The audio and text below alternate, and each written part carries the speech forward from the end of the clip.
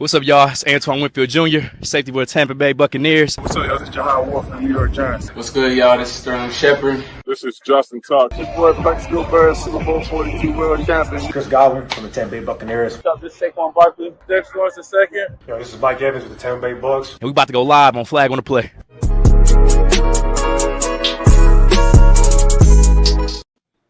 Yo, what's good, everybody? Welcome back.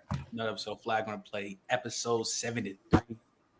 Stack potted today. It's gonna get wild, man. Back here with the guys, Mookie, MJ, Trey, Durag, Chan. We here. It's gonna be a great show. So let's just kick it off. Mookie, boy. This gonna be entertaining. This gonna be entertaining right here. Let me get my wafers out of here. So Mookie, you told me yesterday some surprising things. I thought I would never hear come out of your mouth about Justin Herbert. So talk to the panel about your guy Justin Herbert. What's going on? Justin Herbert let me down, bro. I never seen a player that I root for just stab me in the motherfucking chest like Justin Herbert. Bro, this is sad, bro. I mean, 4 interceptions, bro, 4 picks, and it's like I can sit there and be like, the dude ain't got no weapons, and the dude got middle school wide receivers out there, bro. But he threw 3 interceptions in the regular season, but 4 freaking picks, bro. 4 interceptions. Most of them interceptions, you can say one of them was off the hands, but they were just inaccurate throws. They were inaccurate throws. I've been sitting there saying this man, Justin Herbert, is a top 3 quarterback in the NFL, bro. I've been sitting there saying, if you give this man elite level defense, he can make a deep postseason run. I've been sitting there defending Justin Herbert. Y'all know me, man. Trent, we go way back, man. Mm-hmm. And at the end of the day, bro, I gotta put him out the top 5, bro. This was just disappointing, bro. He's a playoff choker, bro. The man is a playoff choker, and it's like I'm seeing Burrow get better. I'm seeing Lamar Jackson get better. I'm seeing Josh Allen get better, right? Justin Herbert hasn't got better since 2021. And I'm just disappointed, bro. I'm disappointed in Justin Herbert. Like he failed. He failed miserably, bro. I don't care about the weapons, none of that. He performed terribly. I don't care if he win or lose. If you would have told me, I already knew the Texans was going to win this game because I think the Texas defense was really good. But if you would have told me they would have lost because how bad Justin Herbert played, and if he would have played efficient football like he did in regular season, they would have a better chance of winning this game. I say you lying. Yeah, man. I'm done. I'm done off of Justin Herbert. I'm done. That nigga is not a top 10 quarterback. I'm done with Justin Herbert. I'm done with Justin Herbert, bro. He dropped about the top 10. Top 10. Top 10. Not top 10 no more, bro. I'm sorry. I had high expectations for Justin Herbert. He got all the tangible in the world, ladies and gentlemen. He got a cannon of an arm. He's 6'6". He can use his legs. He got good accuracy as well. Why is that not translating in the playoffs? Why?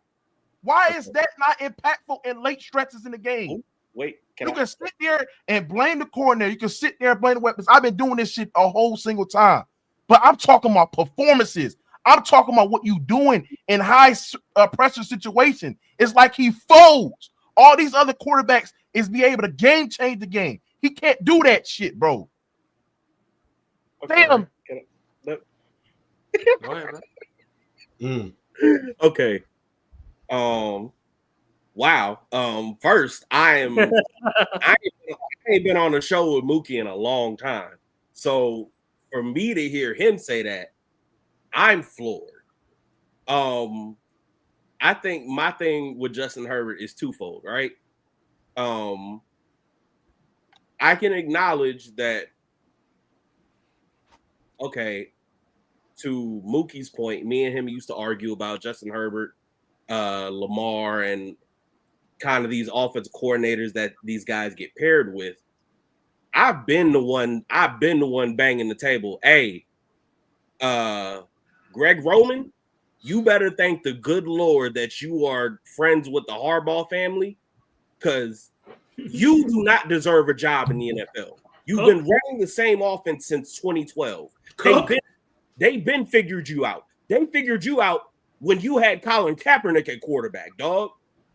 So I don't understand, like, when you want to talk about, like, okay, certain guys or the way the business works in the NFL where they're not hiring the best guys, they're just hiring their friends. Like, if you want to point to a prime example of that, that is it.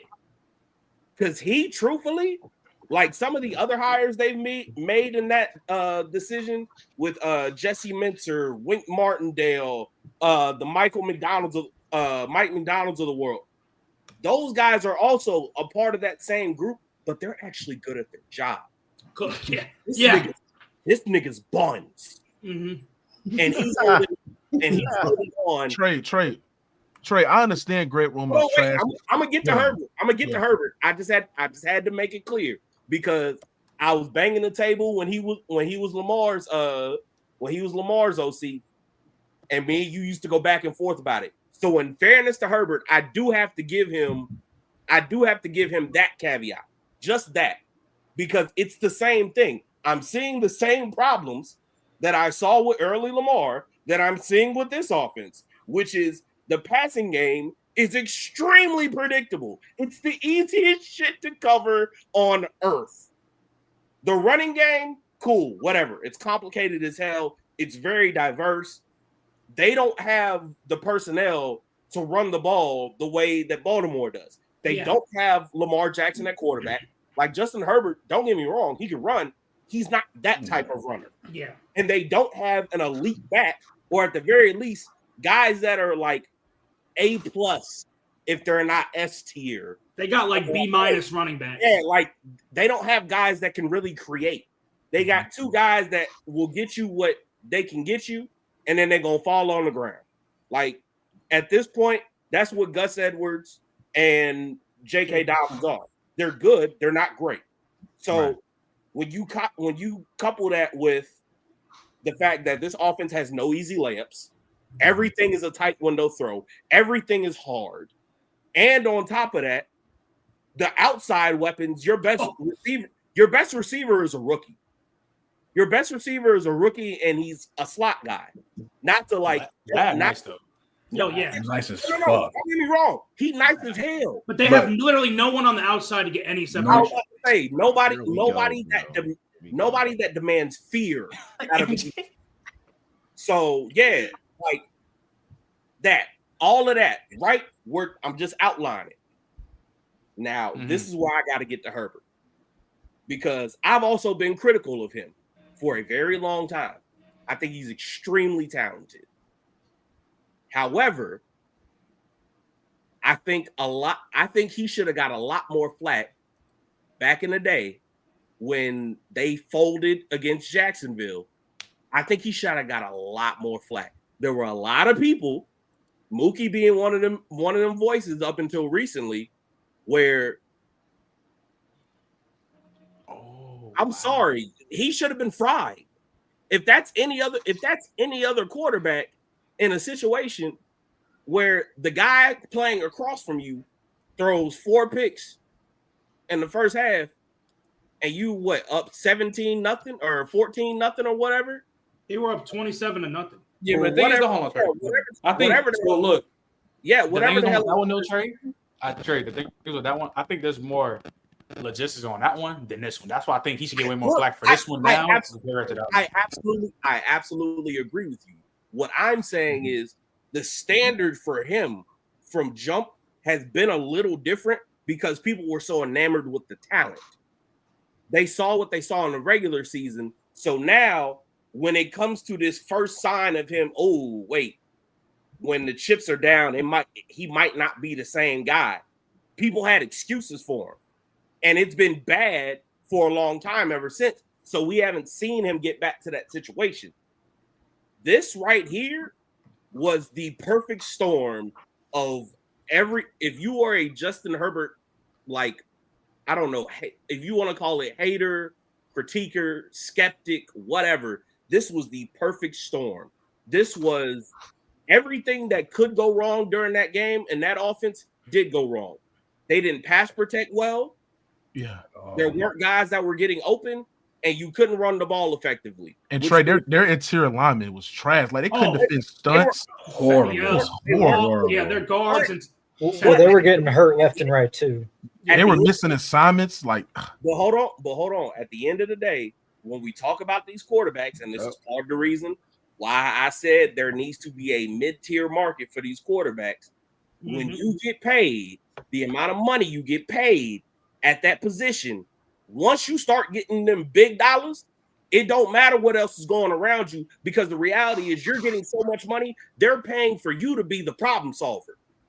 So if you don't solve the problem, well, if you already got that money, sir, hey, that's your ass, Mr. Postman. And unfortunately for Justin Herbert, hey, bro, I don't think he got it here.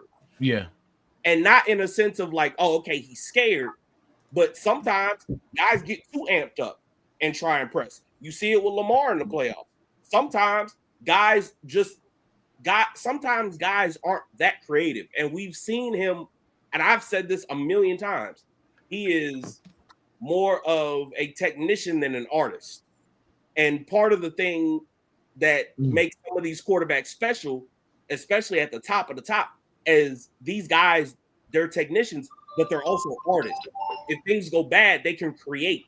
They have instinctive ways of avoiding sacks or making plays in critical situations. And for whatever reason, it just seems like he don't have it. And there are some guys who legitimately just don't, despite the talent. And he might be one of them. But yeah, this was all bad. All bad. Yeah, there was opportunities where he could use his legs more and make plays out of structure. He would just like so reliant on playing things in strip, and it's just like I was just disappointed, man. He just didn't. So, you're right, Trey. He don't have that dog in him. He doesn't have that heart. Like in these pressure situations, it's like he folds. Like the only game where I was like, yeah, he was good in pressure situations was like that Raiders game and that Broncos game. But it's like I haven't seen Justin Herbert just completely take over the game. I've seen Burrow take over the game. I've seen Lamar take over the game. Josh Allen, Mahomes, these quarterbacks can be able to take the game over when things are just not working. Is with their legs, is with Joe Burrow, quick step, mental processing, is with Lamar Jackson legs as well, bro, making plays out of structure, Josh Allen, etc. Like Justin Herbert just can't do that, bro. And listen, Justin Herbert is like the NFL version of Paul George. He has all the talent in the world, right, to be the best player in the world, but he just doesn't have it. He doesn't have that heart. He doesn't have that dog. They're playoff chokers, right? So let me hop on this. That's what it is, man. Yeah, anyway, Mookie, would you put Daniels over Herbert by that logic? That's what's on PG. Hold on. Would you put Jaden Daniels over Herbert by that logic? Before I let MJ get his, Jaden Daniels better. His ceiling is better than this Herbert. Yes. Look, before I let MJ get one of his victory laps, I gotta read these two super chats. Shout out to $2. Angie, what's up, bro? This is a PC OG. Freaking OG right here. What's up, man? OG. Yeah, facts. She sent another one, $10. Would have loved to see Mookie's face watching a complete meltdown, talking all that crap about LJ. I ain't ever see him do no shit like this. He is what we thought he is. Mookie's this show king. That's a bad look. That's a bad look. But MJ, you got the floor. This is man. You know, like as soon as this game was over, as soon as it ended, I was hoping, I was praying, I was like, Trent, I want to come back. Send me that text, brother. Send me that text. I was on here a couple weeks ago, and what did I say? Justin Herbert isn't a winner. All of y'all was laughing. Every single person in here was laughing. Neither is Jalen Hurts. No, I am not even. What are you talking about? Hey, he won 11 games, so I mean that's clinically winning. He won 11 games. It said go ahead. Justin Herbert can't tie Jalen Hurts' cleats. What? Exactly why. This is exactly why. Let him get it off. Yo, Mookie, let him rock. Let him rock. Let MJ cook. And when you need Justin Herbert to show oh, he has a pretty deep ball. He can throw the ball really good, all this stuff, bro. He folds, bro. And being a winner is something that is intangible. Like Mookie, like you were saying, it's something intangible, bro. Let me give y'all these stats, bro, because this is the perfect example of a guy who chokes in the biggest moments. In the playoffs, Herbert has a 30 QBR. 30. All right, cool. A 62 passer rating. 50 completion percentage. He's a fold, bro. And I would rather have a guy in Jalen Hurts that actually wins in the biggest spots, doesn't fold in the biggest spots. And it was funny to me, this guy Herbert has 4 picks in one game. That's more than he had the entire year. That's double the amount Hurts has in his entire career. Oh, not to mention, I'm going to give you just one stat too. Justin Herbert, because I came with receipts today. Justin Herbert became the first player in NFL history with at least 200 pass attempts in the regular season to throw more interceptions in a playoff game.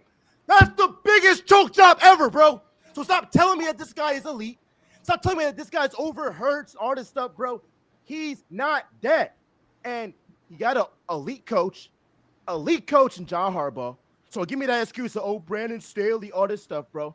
And don't give me that defense, because for most of that game, for a large part of that game, Derwin James was the best player on the field, was the MVP, and his defense was bailing him out time and again and time and again. My last point, don't give me that excuse, and y'all didn't. Most of y'all didn't.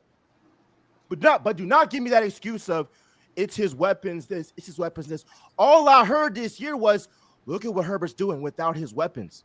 So you can't, when he folds, say, well, he don't got no weapons. No, you was just glazing this man saying that he got this weapon. Oh, he don't got this, he don't got that, bro. No, bro. So this is a clear example, whether it's Herbert, whether it's Love, whether it's Darnold to a lesser extent, but y'all prop up these quarterbacks because they can throw the ball pretty or whatever. But what about making a winning play in a pressure situation? They don't do that, bro. And he showed me everything is he's overrated and he cannot tie Jalen Hurts cleats. Okay, chill on that part, because if Jalen Hurts has a stinker these next few rounds, you can't be chill out. He will never have a Herbert game. Never. Okay. Whatever. Someone's gonna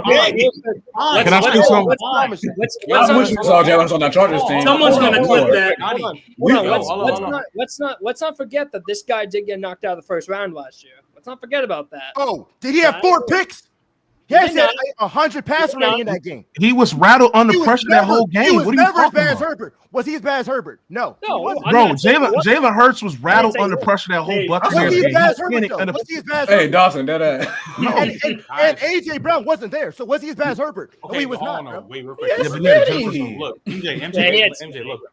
Even though, even though, like, I don't agree with what you've been saying, but I'm not about to defend this game because he choked. That was bad. Yeah. But you said something that I gotta refute. So you said, oh, he's been doing this without all these weapons. So when they get to the playoffs, don't tell me he don't got no weapon. Then would that not just be a testament of how good Justin Herbert is?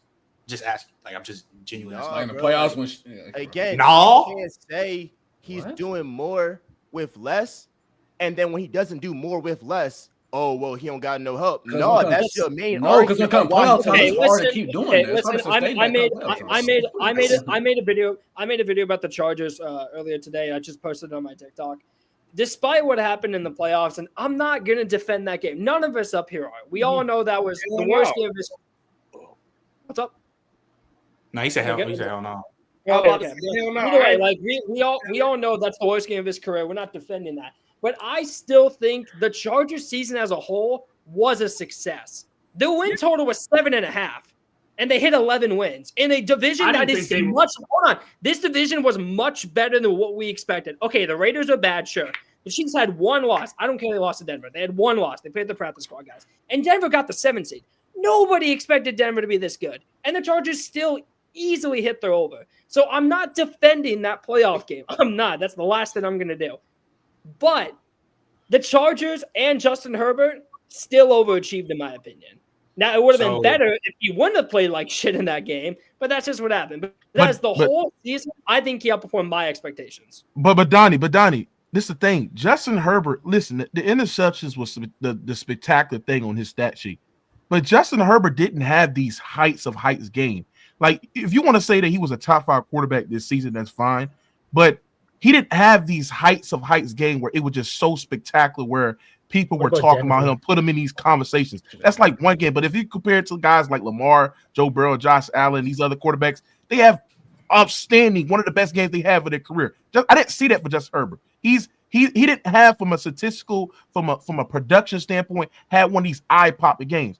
The only way was going to solidify the season of being one of the best of his career is if he come out there and perform in the postseason, and he didn't. So at the end of the day, I understand that one game is not an accurate depiction of who Justin Herbert is as a quarterback, but bro, if we're not seeing it in the playoffs where it's translating and you playing at an absolutely high level and be able to help his team to be able to win and go deep in the postseason, I can see why people don't put him in the top 5 because we see Lamar have good games in the postseason. We've seen Joe Burrow have good games in the postseason. Josh Allen, Mahomes, those top 4 are solidified.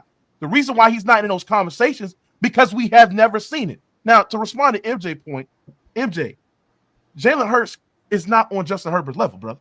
Your man is in a situation where his flaws are covered because his team is so freaking stacked. The man got a generational O-line. He got a generational run game. He got great weapons on the outside between A.J. Brown and Smitty. He got Goddard as a tight end, one of the top 10 tight ends as well, bro. And we still haven't seen him win a Super Bowl with those weapons. You love winners and losers. You love winners. That's what you're saying. You love the winners. Jalen Hurts hasn't won a Super Bowl. He hasn't won nothing. He's had a historical defense, and he's choked on his food, my brother. Jalen Hurts is a flawed passer. He reads one side of the field. He's not really good at mental processing. He don't throw with anticipation. He locks his eyes on one side of read. That's why A.J. Brown had to come out there and sit there and call him out for that stupid stuff that he was doing with the passing game, bro.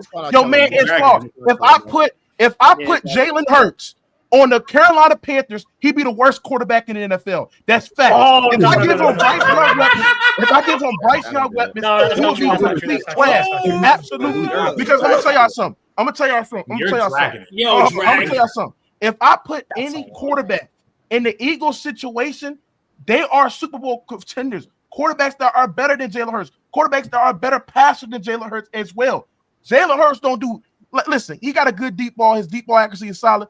But, bro, he's a tier 3 quarterback for a reason, MJ. That's the reason why. He is the reason why y'all not favorites. He is the reason why y'all are a flawed team. He is the weak link of the Super Bowl contender Eagles. It's cool. Like, I'm not going to charge it to you because you don't watch the Eagles like that. The weak link is the kicker, Jake Elliott. No. And if you really watch it, it's Kellen Moore. Kellen Moore sucks, bro. But regardless of that, bro, I find it funny that a man made the playoffs without A.J. Brown, but the whole talk is about how A.J. Brown has elevated him so much. They elevate each other, bro.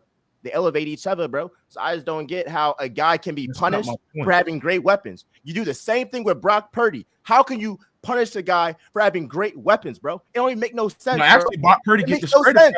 But then Joe Burrow, you glazed Joe Burrow. He got 2 number ones. He got 2 number 1 wide receivers. Joe Burrow can be highly impactful without a run game. Name me when Jalen Hurts ever been highly impactful without generational O-line and a freaking goddamn elite level run game. If you put Joe Burrow on the Eagles, they will win 5 Super Bowls straight because you give them a generational O-line and a generational run game with elite weapons on the outside, brother. Joe Burrow. See, this is why Jalen Hurts cannot be mentioned on Joe Burrow's level because we've seen Joe Burrow be highly impactful without an O-line in the run game. Have we seen your mans do that? They had to sit there and build a stacked team to hide this man's flaws. And the Eagles been doing a great job in hiding this guy's flaws. That's why they cover up good weapons for him.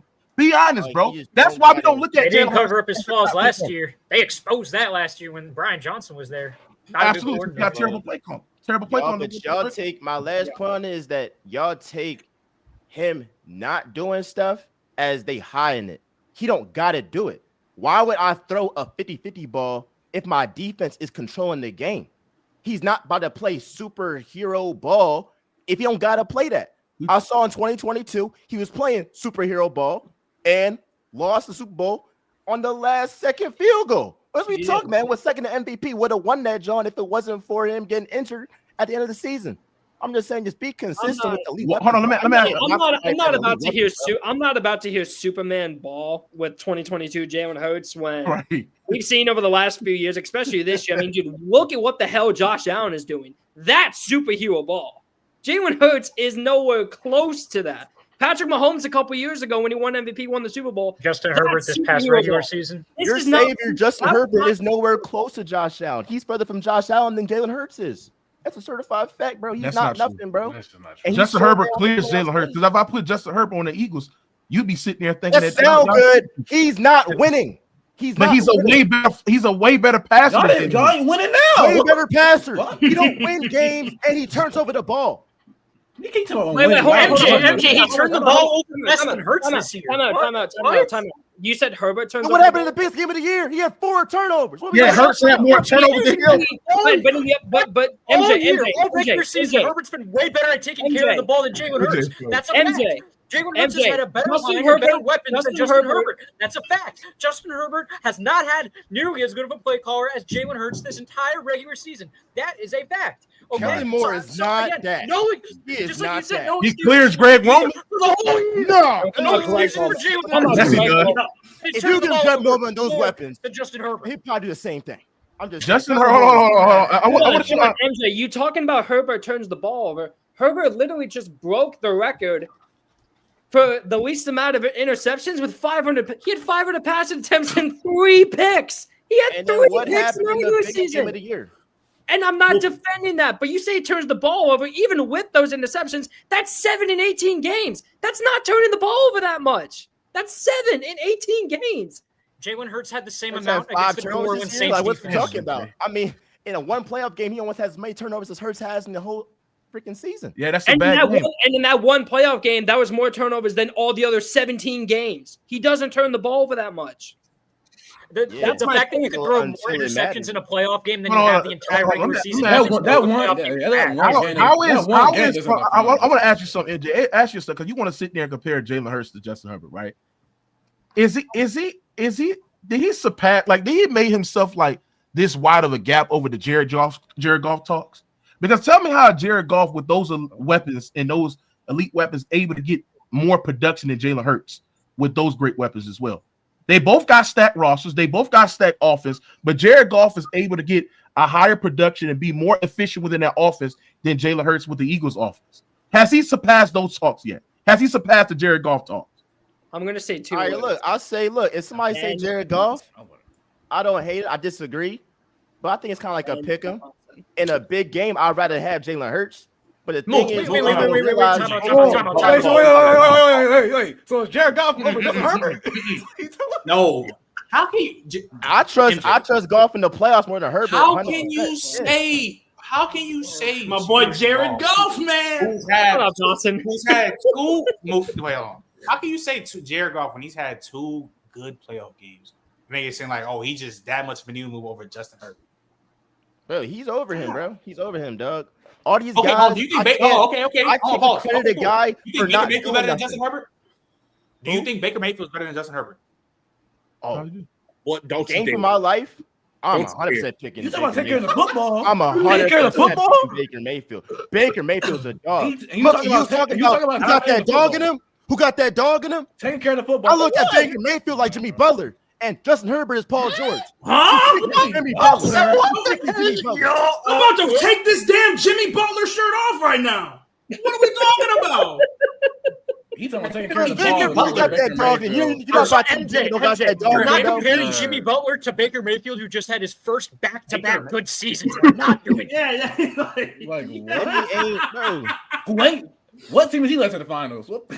What do you put out for Baker Mayfield? But hold on. But MJ feeling like this, y'all shouldn't be that upset with MJ feeling like this because it's Justin Herbert's fault. If Justin Herbert didn't play that bad, no, this is what I'm saying. If Justin Herbert did not play that bad, he won't be putting these uncomfortable conversations. He was saying that 2 weeks ago. He was saying that shit. Mookie, you're right. So look. Hold on. So Mookie, you there? Hold on. Before I get the champ, we got 108 people on the stream. Make sure I like the stream.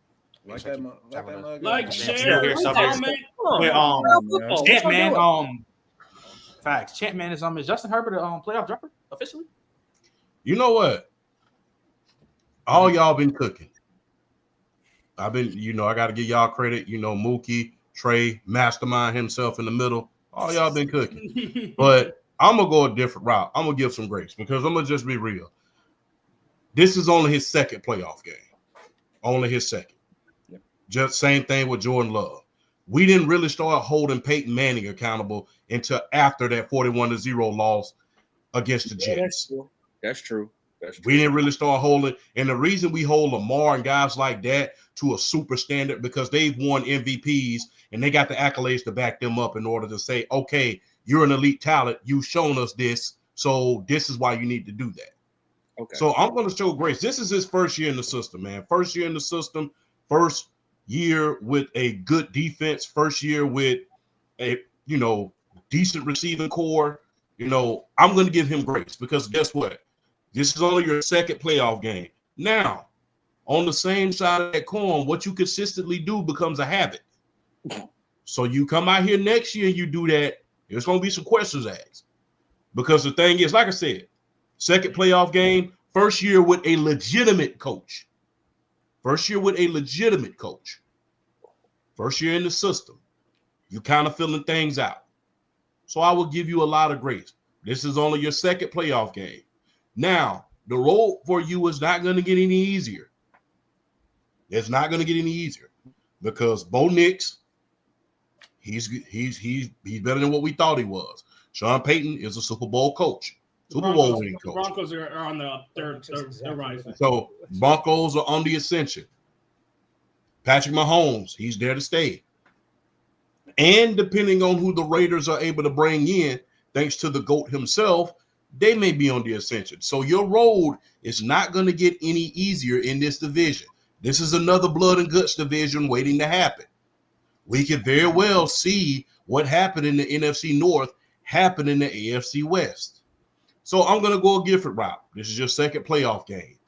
There's growing plans to go along with that. This is your first legitimate coach because there was a lot of calls that Brandon Staley made in your first playoff game that kind of put you out of the game. It's only, and granted, you got to think about this. That's only his second year. Only your second year. So guess what? Give him a chance to grow. This is only your second playoff game. Now, when you come out here next year and start losing your third or your fourth, that's when we start asking ourselves these questions. Like I said, we didn't start holding a lot of guys to these high standards until after they proved they could do it. We didn't start holding Josh Allen on this pedestal until after he went to an AFC championship. We didn't start holding Lamar accountable until after he won an MVP. We didn't start holding Joe Burrow's feet to the fire about him being hurt and his availability until after he went to the Super Bowl. Granted, they were within their second and their third years, but you got to think about this. All of those guys, they had legitimate coaching. They had legitimate things around them. And they didn't have the history like the Chargers did when it comes to quarterbacks. Every last one of those quarterbacks that the the Los Angeles Chargers have had over the years. They might as well be fouls. Never left. They failed every last one of them. Either through bad coaching, some way or another, they failed them in some way or another. And they made a grave mistake by letting Drew Brees get away. And you had another Hall of Famer right there with him, right along back there with Michael Turner. So whether through bad front office moves, whether through letting players get away in free agencies, whether than signing the wrong free agency when it came to David Boston and those guys, you fail those quarterbacks in some way or another. So I'm going to give you grace because this is the first time that the Chargers have really done everything right. Let's see what you can do next year. But after next year, it's going to get uglier than the masterpiece sneakers, bro. Undisputed. I understand that, brother, and I understand that you want to give this man grace. And what you said is factually correct, right? Like you said some things, right? But, bro, I hold Herbert to a higher standard because I just think that he's that good. I think he's that talented. I think he has the intangible that he has. Maybe he's just not on the Burrow and Mahomes levels because when they were in their second year starting, they was performing like veterans. This is the moment came, too easy for them. And Justin Herbert just not on that level. He's not even close to that level. So when I hold him to that higher standard and I expect him to perform in the postseason and he let me down, embarrassed me, bro, he gets blamed. I'm sorry, brother. He has to get cooked. I cook Lamar Jackson. Listen, I say Lamar Jackson. When Lamar lost last year to the Chiefs, oh man. Okay, this is worse. That's fair because you are a 2-time MVP.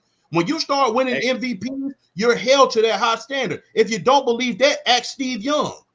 Remember when he kept losing to the Cowboys every darn year? Yes, you're gonna get hit. When you start winning MVPs, when you start winning MVPs, going to conference championships, and going to Super Bowls in the case of Lamar, Burrow, and Josh Allen, when you start going to these places in a short period of time, this standard gets set.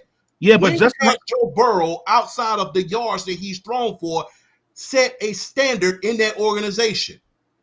Getting to the Super Bowl. No. What standard has he set within that organization other than those passing yards? What has he set as far as winning is concerned?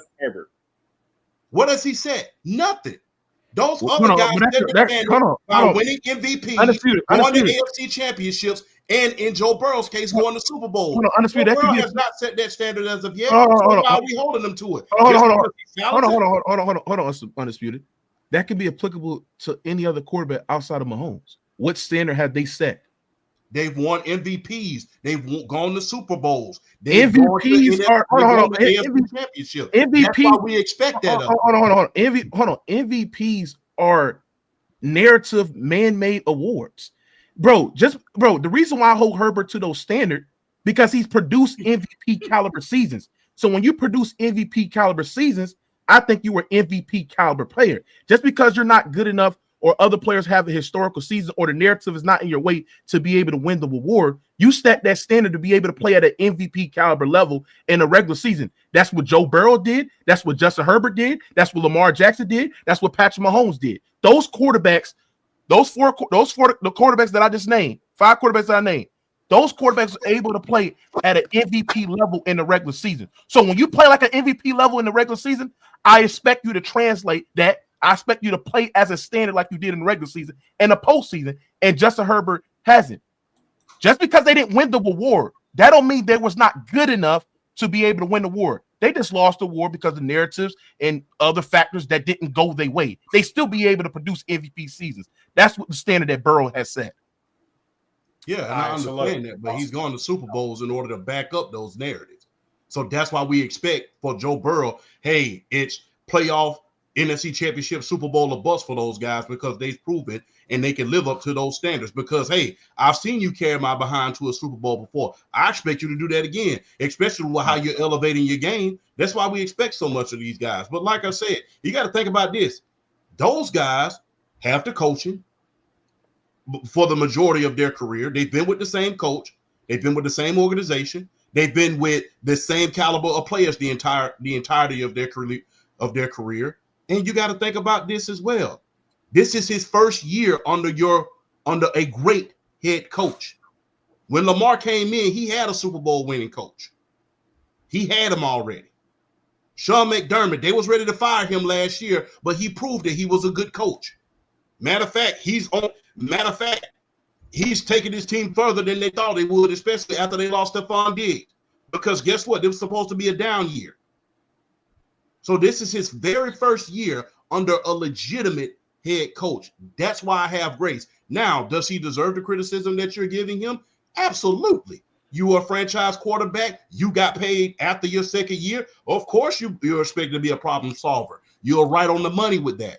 But the thing is, this is his second playoff game under a brand new head coach and under his new system. And he's a legitimate head coach, not just one of these slapstick defensive coordinators like Brandon Staley was. All right, so look, Dawson, on you. Is it officially now to say that, Herbert FC is a playoff choker? I mean, if you want to say that, I mean, I'm not going to argue it, but I kind of agree with Champ.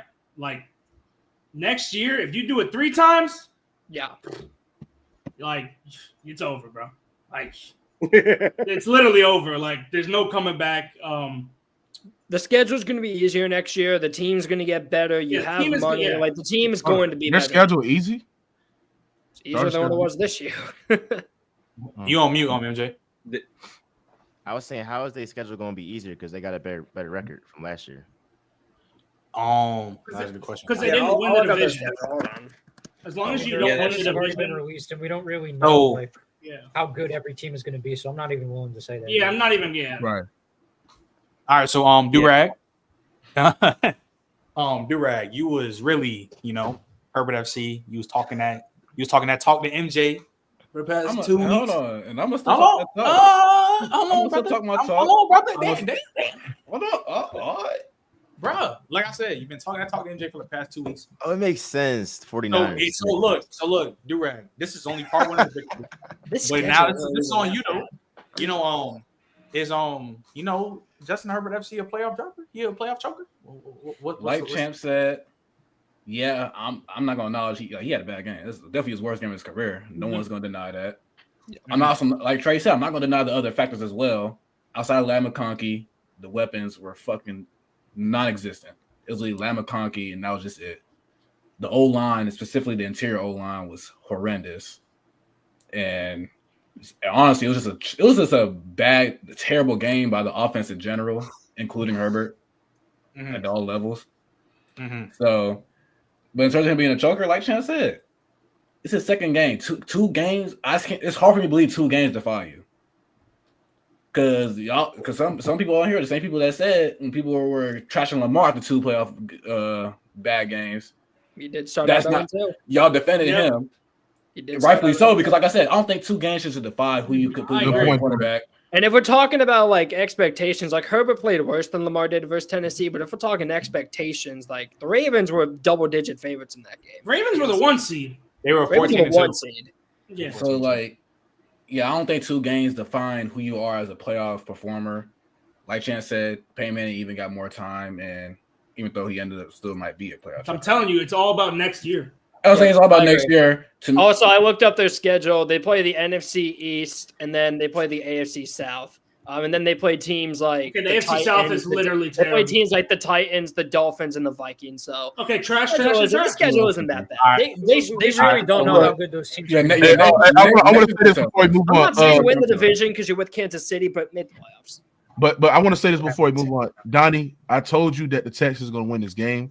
I told you that they were going to dominate. You sat there and said there was no chance in hell that the Chargers would win.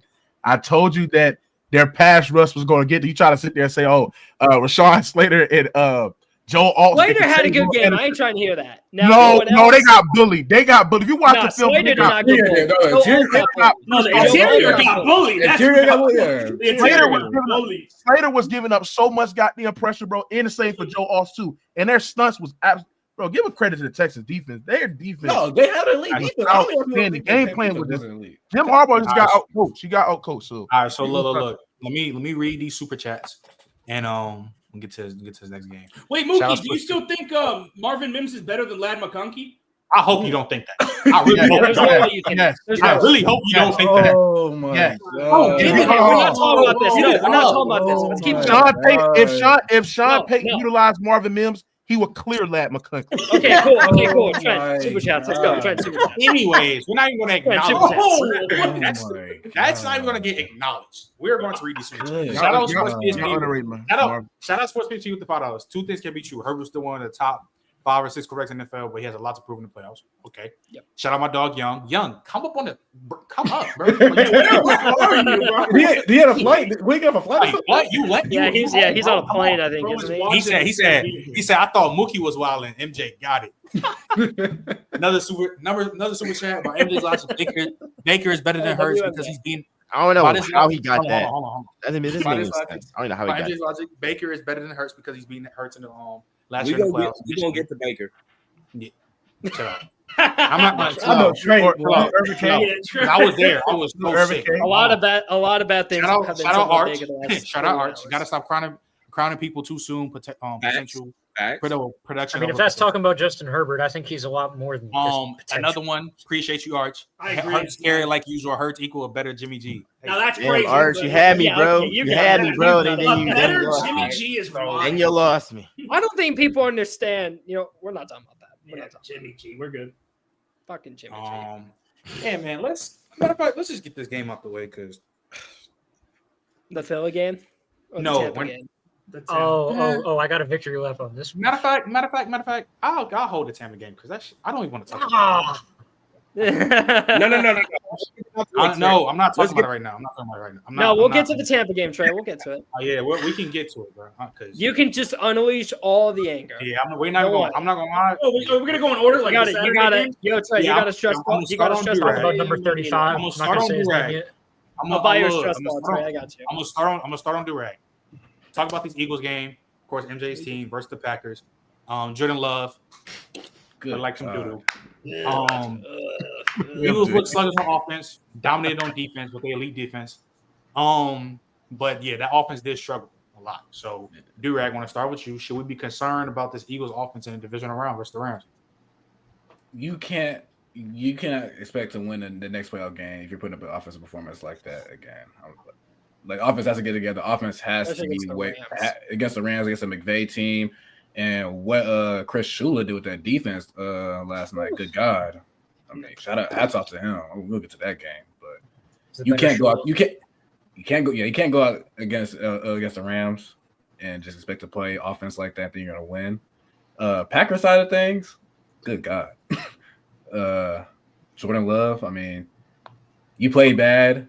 Slight caveat because the injuries they went through the whole game. Good God, Elton Jenkins, Romeo Dobbs. You already had Christian Watson. It was like, it's just bad. It was bad. It was a very bad game. And the fact that the Packers still kept it relatively close with how bad that offense was playing, yeah, Eagles got to step their game up for sure.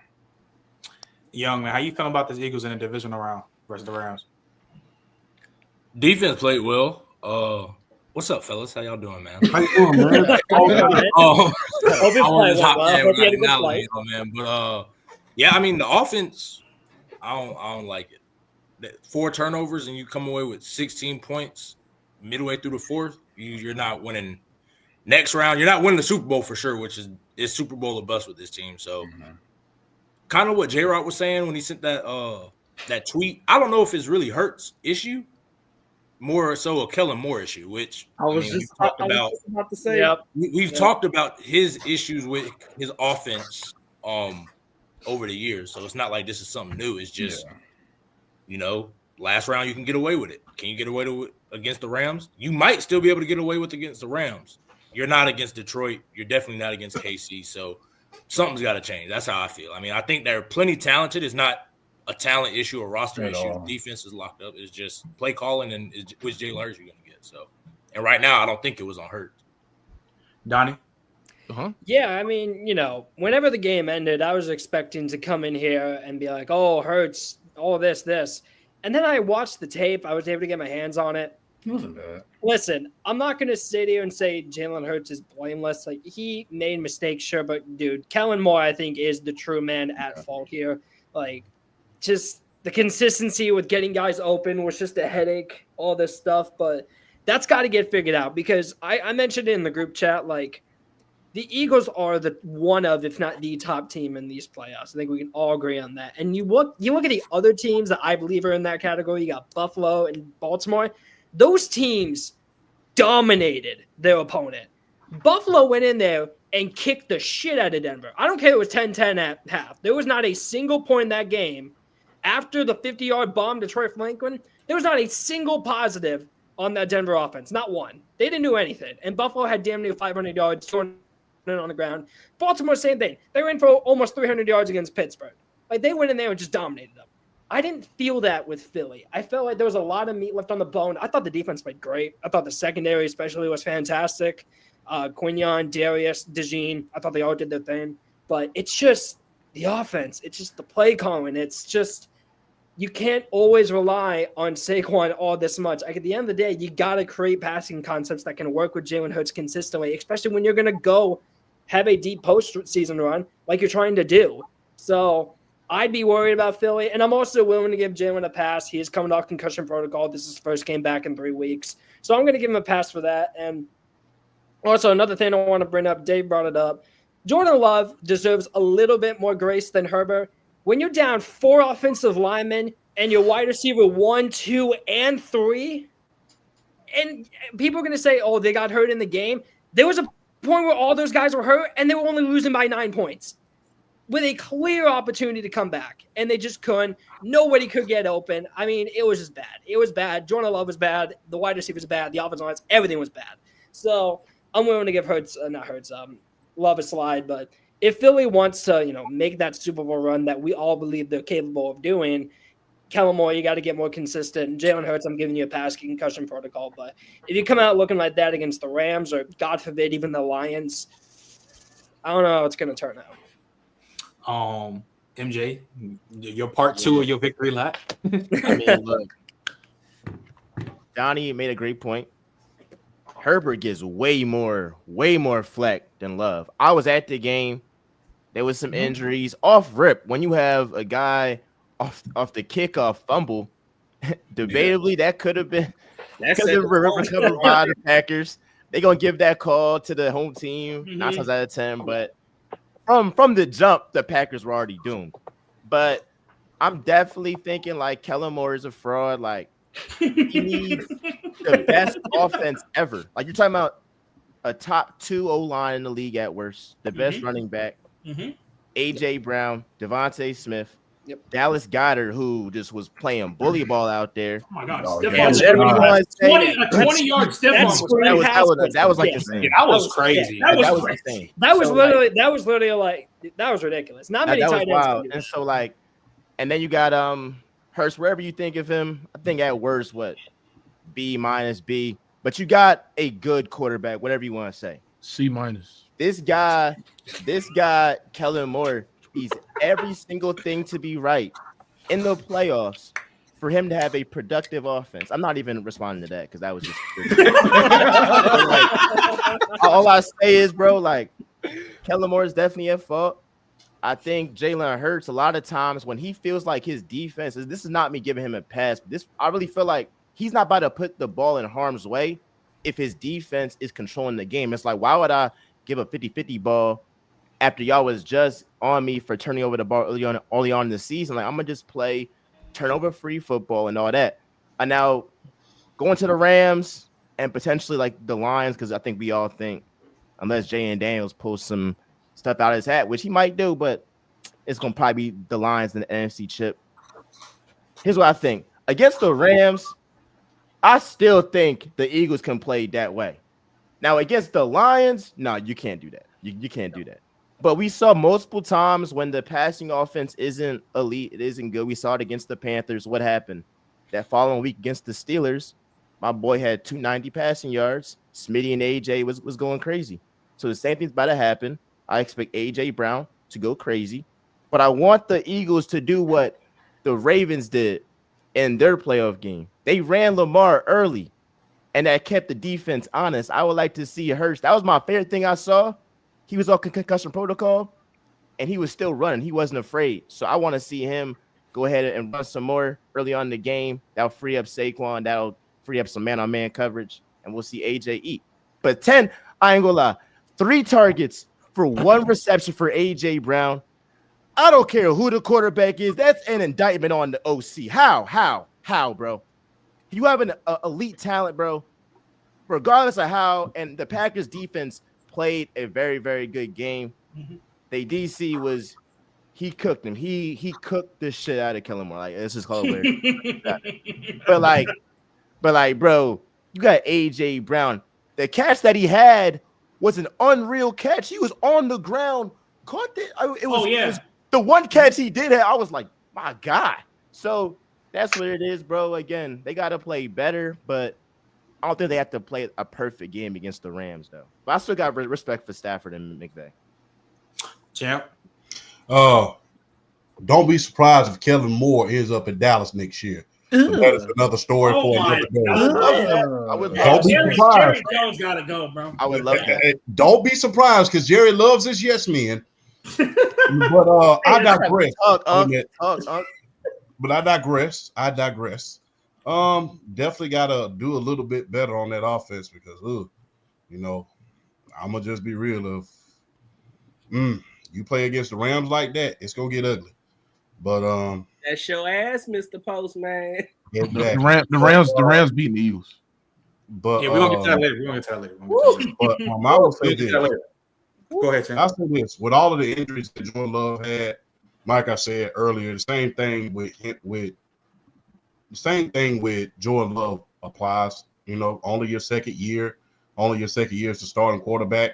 And the thing is, look, he's not going through anything that any of these previous Green Bay Packer quarterbacks have been going through. You're stepping into the shoes of a Hall of Famer, number one. That's already hard enough.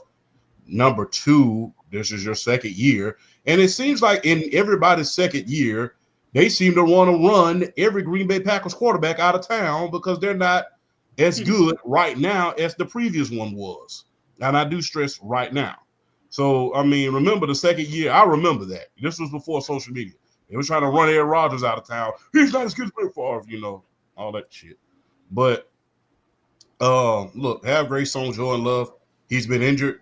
His team was injured. And it's been a pretty long season for him. And like I said, he was in that blood and guts division. So, yeah. But as far as the Eagles is concerned, hey, you got to bring it. You got to bring it next week because, hey, if that whooping that down home Mississippi butt whooping that the St. Louis Rams put on the Los Angeles Rams put on the Minnesota Vikings, any indication of what you got to face next week, you might want to bring the offense that you brought all year long instead of what you brought in that first playoff game. But I digress. Go ahead. Hey, I ain't mad at you for calling them St. Louis because they beat their ass like they was in East St. Louis. Go ahead, Dawson. Yeah, I kind of agree with everyone that the Eagles' offense has to play better. I think that the Eagles the offense has to play better versus the Rams. Like, I don't think the Rams are any slouch team at all.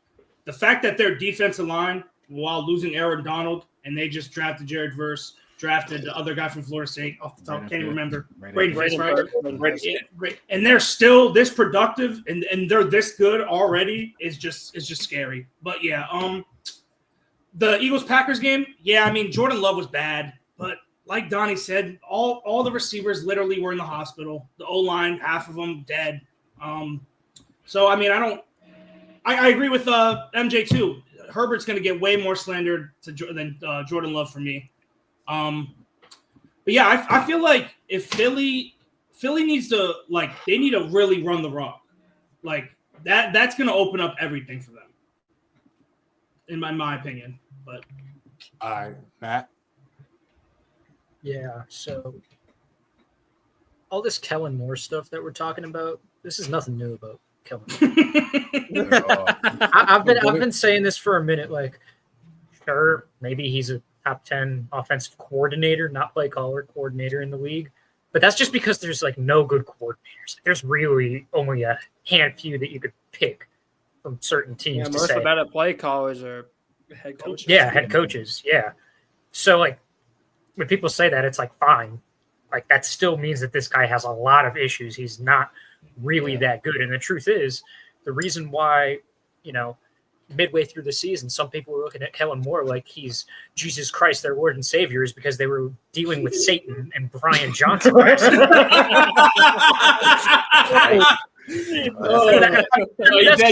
cooked. No, that's just the truth. Just Kellen Moore has these issues, but he looks a lot better than what you were dealing with last year. And now that these issues are finally, becoming evident at a playoff stage, this is when people are like, oh my God, this guy's actually so mid.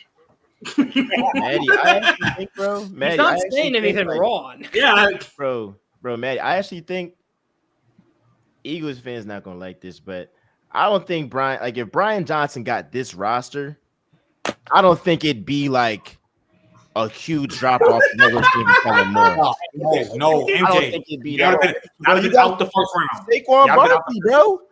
No, Hey, I don't care. From DeAndre Swift to Saquon Barkley. I'm just saying, like, and they MJ, still won 11 games.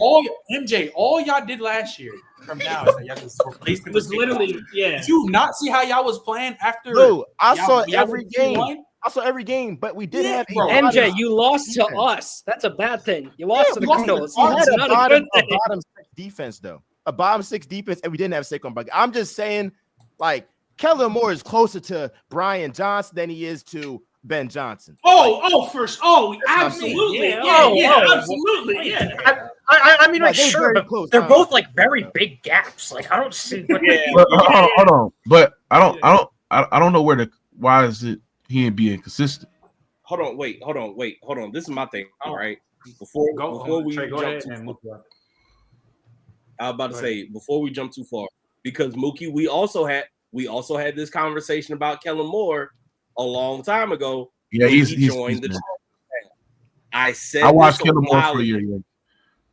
Kellen Moore is the guy on Madden who has a custom playbook. He got all the fly shit. He got all the plays that work. The problem is it's a 10-year-old with that custom playbook. So he just be calling shit. There's no rhyme or reason. There's no marrying of plays like, hey, I ran inside zone here. Hey, this next drive, I'm going to give him the same look and his play action this time. Like, he not setting nothing up. Everything is just... You don't got to change it. Yep, I'm just calling it. Fuck it. It'll work. We got the guys. It'll work.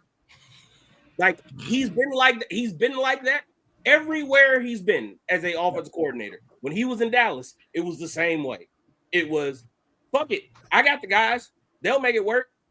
Then he went out to not San Diego, but LA. He was like, fuck it. I got the guys. It'll work. He's here in Philly. Fuck it. I got the guys. It'll work. And for a certain extent, it will. But when you're getting into playoffs and everybody gets a little more time to just devote to you.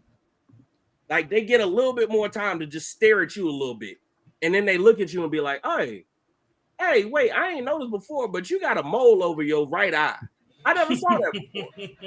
They just got to look. That's just what it is. They just got a little bit more time to look at you in the face and see your little imperfections. Like that's what the playoffs are. Everybody gets a little bit more time just to look at you and figure out what's wrong with you and how I can exploit that. So for him, yeah, if y'all want to get to the Super Bowl, because whoever said it on here is right, it's Super Bowl or bust. Like, it's too much money involved. It's too many good players. The situation is too ripe right now for y'all to go any further and this not be a situation like, hey, we got to lift that Lombardi at the end of the year. It's a failure.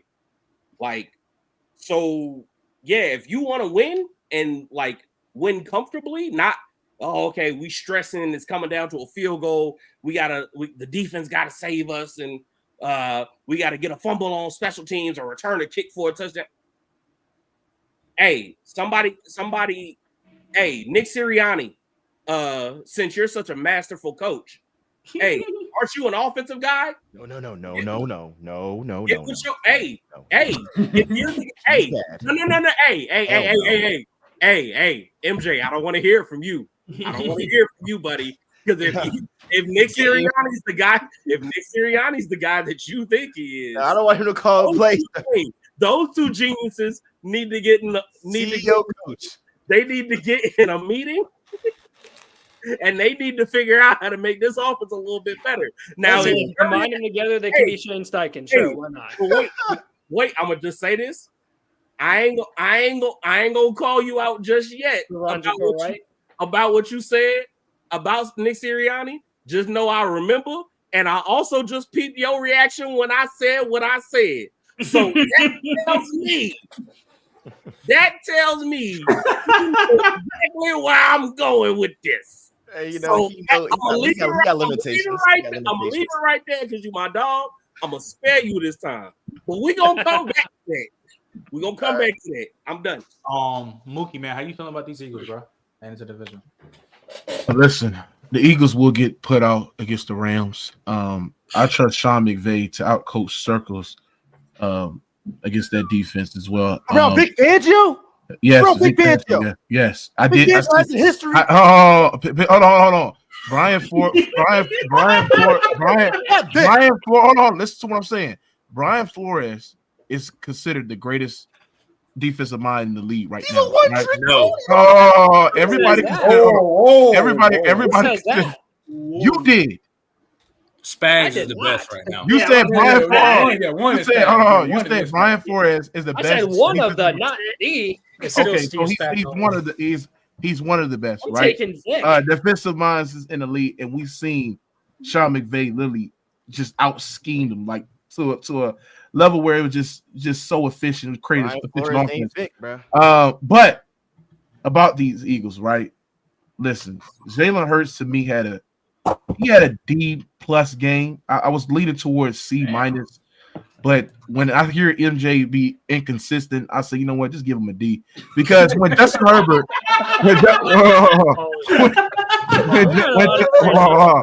when Justin Herbert play like trash, he don't want to hear none of the play calling.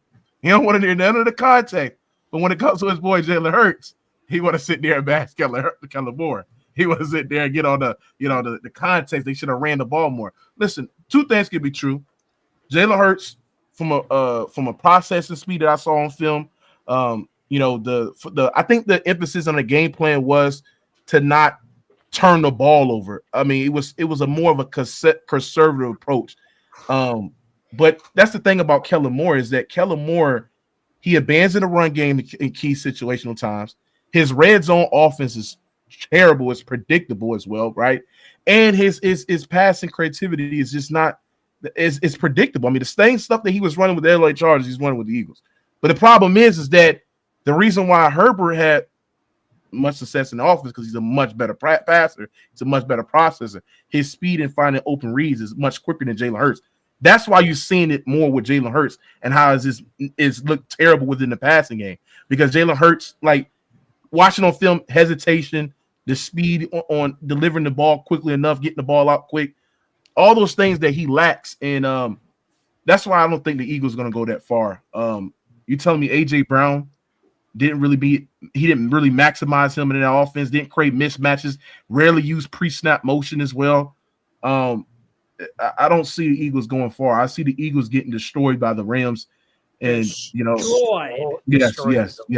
Listen, Matthew Stafford. What Matthew Stafford is, I'm gonna tell y'all something. The way that Matthew Stafford is playing, the way that Matthew Stafford is playing right now, the way that offense is clicking, the way that Sean McVay is literally scheming guys open, like y'all sit there and said the point.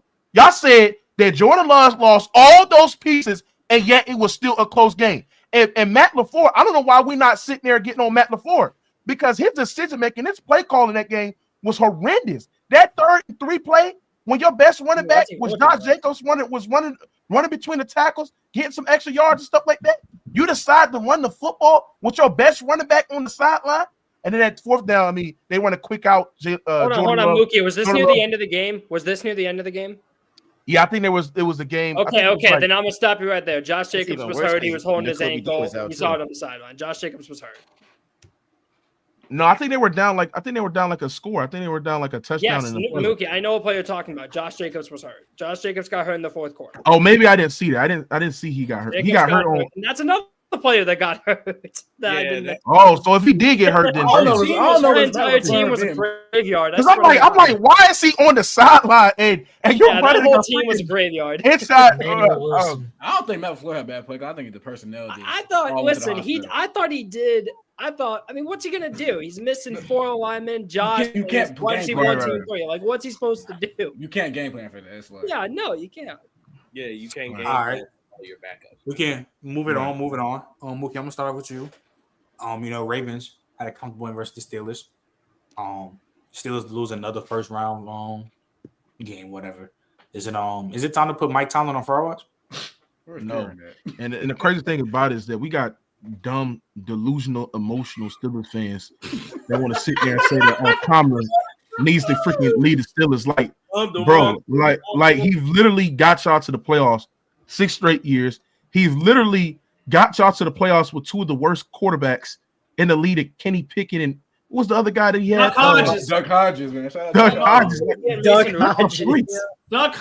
in the playoffs, and Steelers fans expect Mike Tomlin to turn chicken shit into freaking line. I don't know. They expect this man to carry them to deep postseason run with terrible quarterbacks. Like, I think the way that we should measure Mike Tomlin, and Mike Tomlin is one of the best coaches of all time. He's a Hall of Fame coach.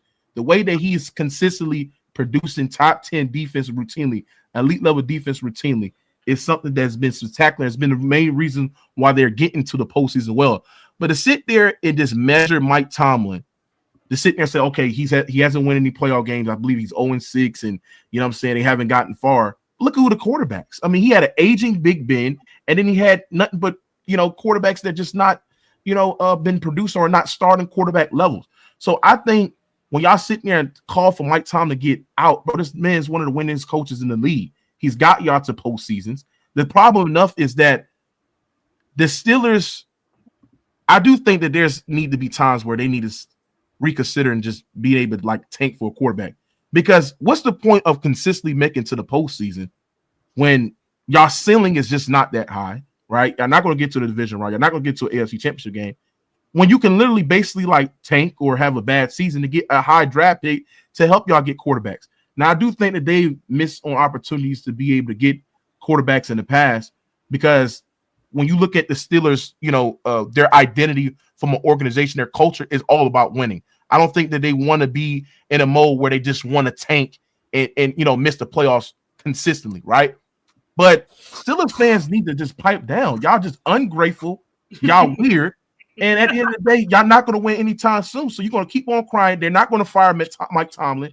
He's meant so much to that organization.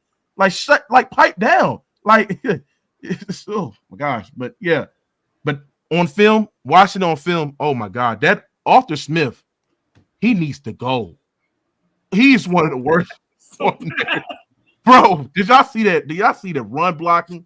Did y'all see how they were just bro, it was just terrible, bro. That offense was bad. Najee Harris, no running game. That's another guy who's like a top 10. No, I'm not gonna lie. I'm not gonna lie. I saw a play to where like I think the Steelers are just in shambles because I'm not blaming on coaching. Bro, there was a run play where 2 tackles pulled on the same play. And they pulled in opposite directions. That's not even coaching. That's just players being dumb. Yeah, that's just you not knowing. That's you not knowing the play. There's literally the player not knowing the play. There's a few things I want to say, right? So to the short answer to your question, Trent, is no. However, I do think there needs to be a reassessment of one, what the context has been around Mike Tomlin's playoff drought. I think there needs to be some context done with that. And I also think, if we're being honest, we need to look at the Steelers organization and have a real conversation, not necessarily diminishing what they are, but also being a little bit more truthful about what they are. Because I think the perception is because they had that run in the 70s and that they were the steel curtain back then in such a storied era in the NFL, and it's talked about so lovingly, that we put the Steelers organization on this pedestal as if it was one of the original Blue Bloods and they've just won at every level. When the reality is, before that 70s run, they were the worst team in the NFL. They were the Saints of the Northeast. Hey, pipe up. Hey, look. Hey. Fine. If you want to say, you can say Saints. You can say, hell, the Buccaneers were bad. The Browns. It's the same shit. Yep. Right. It's the same shit. Y'all were The Browns won like 13 straight. Y'all were absolutely trash before Chuck Noll got here. Chuck Noll ripped off 4 of them things. It was a beautiful era. But let's not sit here and act like the standard for that organization has been winning. Standard has been stability. There's a difference. Because if the standard was winning from like 1980 to 1991, Chuck Noll wouldn't have had that job. Like, they were bad. There were plenty of times where it didn't look good, and they didn't fire him. When Bill Cowher missed the playoffs 3 separate times, they did not fire him. Why? Because it's not about winning all the time. It's about stability. And to that point, and to Mookie's point, the issue is as of late, it's been quarterback play, right? Yeah. The problem with that is, and the reason why people are bringing up firing Mike Tomlin is because they know Mike Tomlin is a good coach. As long as Mike Tomlin is there, because he is a very good football coach, they're never going to be bad enough to naturally end up in a place where they can draft a high quarterback. The only other way they could do that is if that front office made a decision to be aggressive.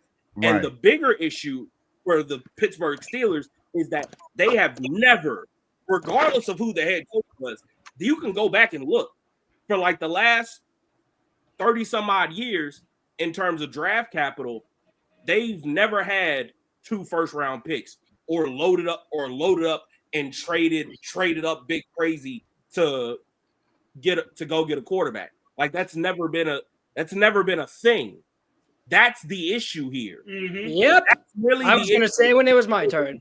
There needs to be more aggression. I can't wait to That's the problem. If you want to say that he's worn out his welcome the way Andy Reid did in Philly and it's time for a new voice to move on, fine, whatever. I personally don't feel that way, but if you do, that's cool. Whatever. I'm not going to fight you. What I am going to say is the reality is that organization has shown you, regardless of who is the coach, it don't matter if it's Mike Tomlin, it don't matter if it's Trent, Mookie, fucking Mike Vrabel, like it don't matter. They are going to be status quo every single time. So if they're not going to change, I don't know if firing a damn good head coach is the way to go. MJ? Yeah, I mean, I think the Tomlin era is over. And the reason why I say is not because like Tomlin's done like a bad job. Oh, I guess relative. But my thing is, bro, like with Mike Tomlin, you're always going to be good enough to where you're going to make the playoffs or you're going to have a winning season. So you're never going to be bad enough to where you'll have a lottery pick and you'll have a generational type of quarterback. So it's always like, it's kind of like with the Portland Trailblazers, they with Damian Lillard, and it was like, all right, unless y'all trade Damian Lillard and flat out tank, you're not going to be better because you're going to keep making the playoffs, being that like middle ground right there. So I think that's where the Steelers are right now. They got to, again, as long as you have Tomlin, he's guaranteed to give you 9 wins. Now, there's been talk about the whole trade thing. Tomlin got that no trade clause, bro. I don't see him going to the Bears, bro. Like, why would he even do that to himself? I don't know why he would do that to himself. So, like, but I do think that there needs to be conversations about just like moving forward because they're going to keep being in the same spot they at because they're not going to be able to get a franchise quarterback. Once Tomlin has a franchise quarterback, he's proven to win and win Super Bowls. But if he doesn't have a franchise guy, if he has a Mason Rudolph or Kenny Pickett, it's only so much you can do. You're facing up against Josh Allen, Lamar Jackson, Patrick Mahomes. Like you have to have at the least a top 10 quarterback in the AFC to compete. Never mind. Hey, Russ, salute to bro. But come on. Relative to the competition in the AFC, it's not even a debate. He's not even close. Hey, I hear you. That's why I brought up the aggression from the front office. Because my thing is this. It's not like they're devoid of talent and they don't have guys that they can't trade. Like maybe you dangle Alex Highsmith or one of these guys in front of one of these teams that's really bad and needs a pass rush. You're about to say it. It's TJ Watt. I was about to say TJ Watt. I would trade him. Yeah, bro. If you want a franchise quarterback, trade TJ Watt. Trade TJ Watt for a quarterback. And as much as I love TJ Watt as a football player, I'm not going to lie. It's the Pittsburgh Steelers. If y'all have a storied history of doing two things really well: evaluating receivers and evaluating outside linebackers and inside linebackers. Y'all will be okay. Shout out Devin Bush. Yeah. Hey, he was one of the few. He was good until he tore his knee. I know. He was one of the few misses. Mm-hmm. But hey, all I'm saying is y'all have a long and storied history as a front office and an organization of evaluating that position very well. So if you need to make some shit straight to get you a guy at the most important position in football, and that means you might have to give up a top 5 pass rusher, I'm gonna be honest. I've seen you do work with Bud Dupree, my guy. I will be okay.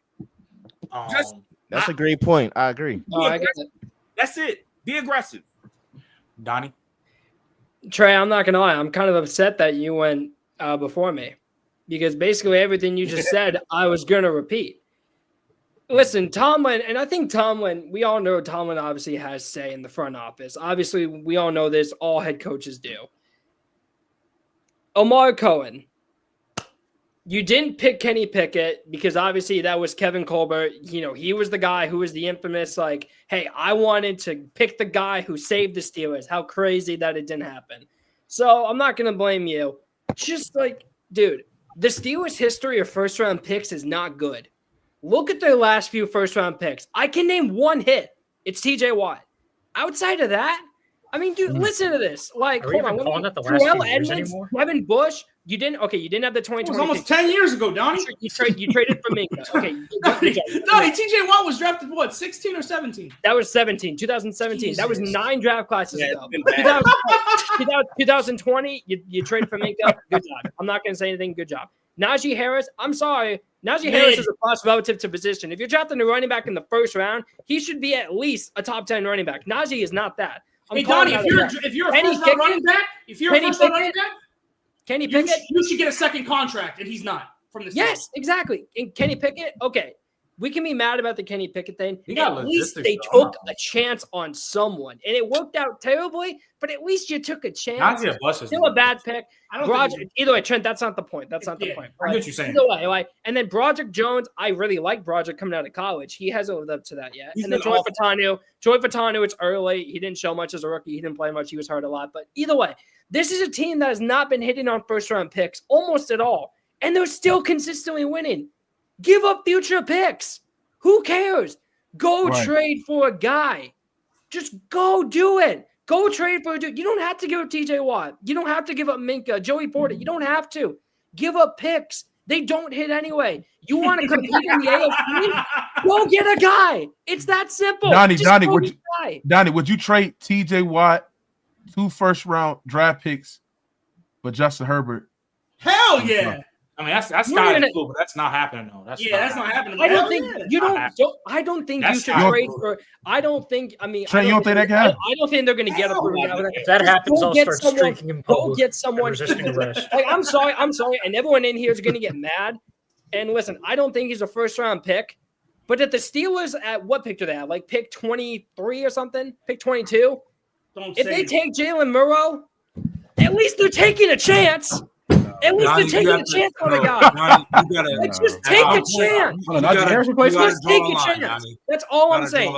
I'm not saying I would like the pick, but at least they're taking a chance. Yeah, I see what you said. Hold on. No. They're the functional organization. Hold on. You're saying you would rather take, I don't know, who's going to be there at 23? Freaking, I don't know, an injured Ben Morrison, and you'd rather have an injured Ben Morrison than at least taking a chance? I would rather take a chance. Watt and as many firsts as the Chargers want for Justin Herbert before I take. I mean, that's fine, but that's not happening. That's the thing. That is happening. I would rather. Jim Harbaugh would never give up Justin Herbert. Never. Hold on. If they do like someone, hold on. if they do something like a 3-team deal or something like that, bro, they can do This is not. This ain't the I'm NBA. tripping. And two, he took this job for Herbert. No elite quarterback's getting traded. I'm not saying taking Jalen's a good pick, but at least take a chance. It's better than taking another guy who may or may not work. And in recent memory, it hasn't worked. Just take a chance. So That's your all solution I'm is saying. All right, so let me ask you something. Donnie, let me ask you something. What quarterback that can give him a chance, right now that is realistic thing to trade for? Aaron Rodgers. No. Guy. No, he's a statue in the pocket. He can't even move, bro. Can't move. That's Russell Wilson all over again, but he's a better passer. You're asking me who was available realistically.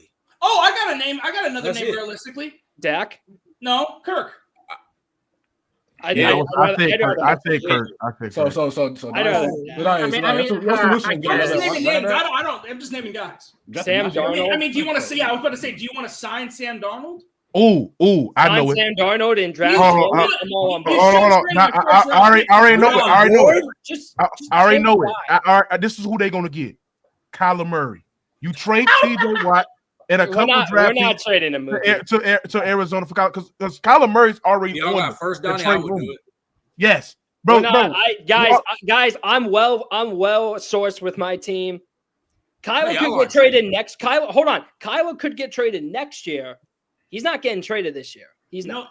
I bet every single person in here $10,000, and I don't even have that kind of money. But I know it's not happening. You know who the Steelers should trade for? It's not. Next year, it could happen. No. Let's stay in Minnesota. Matt, what you think about what the Steelers could do?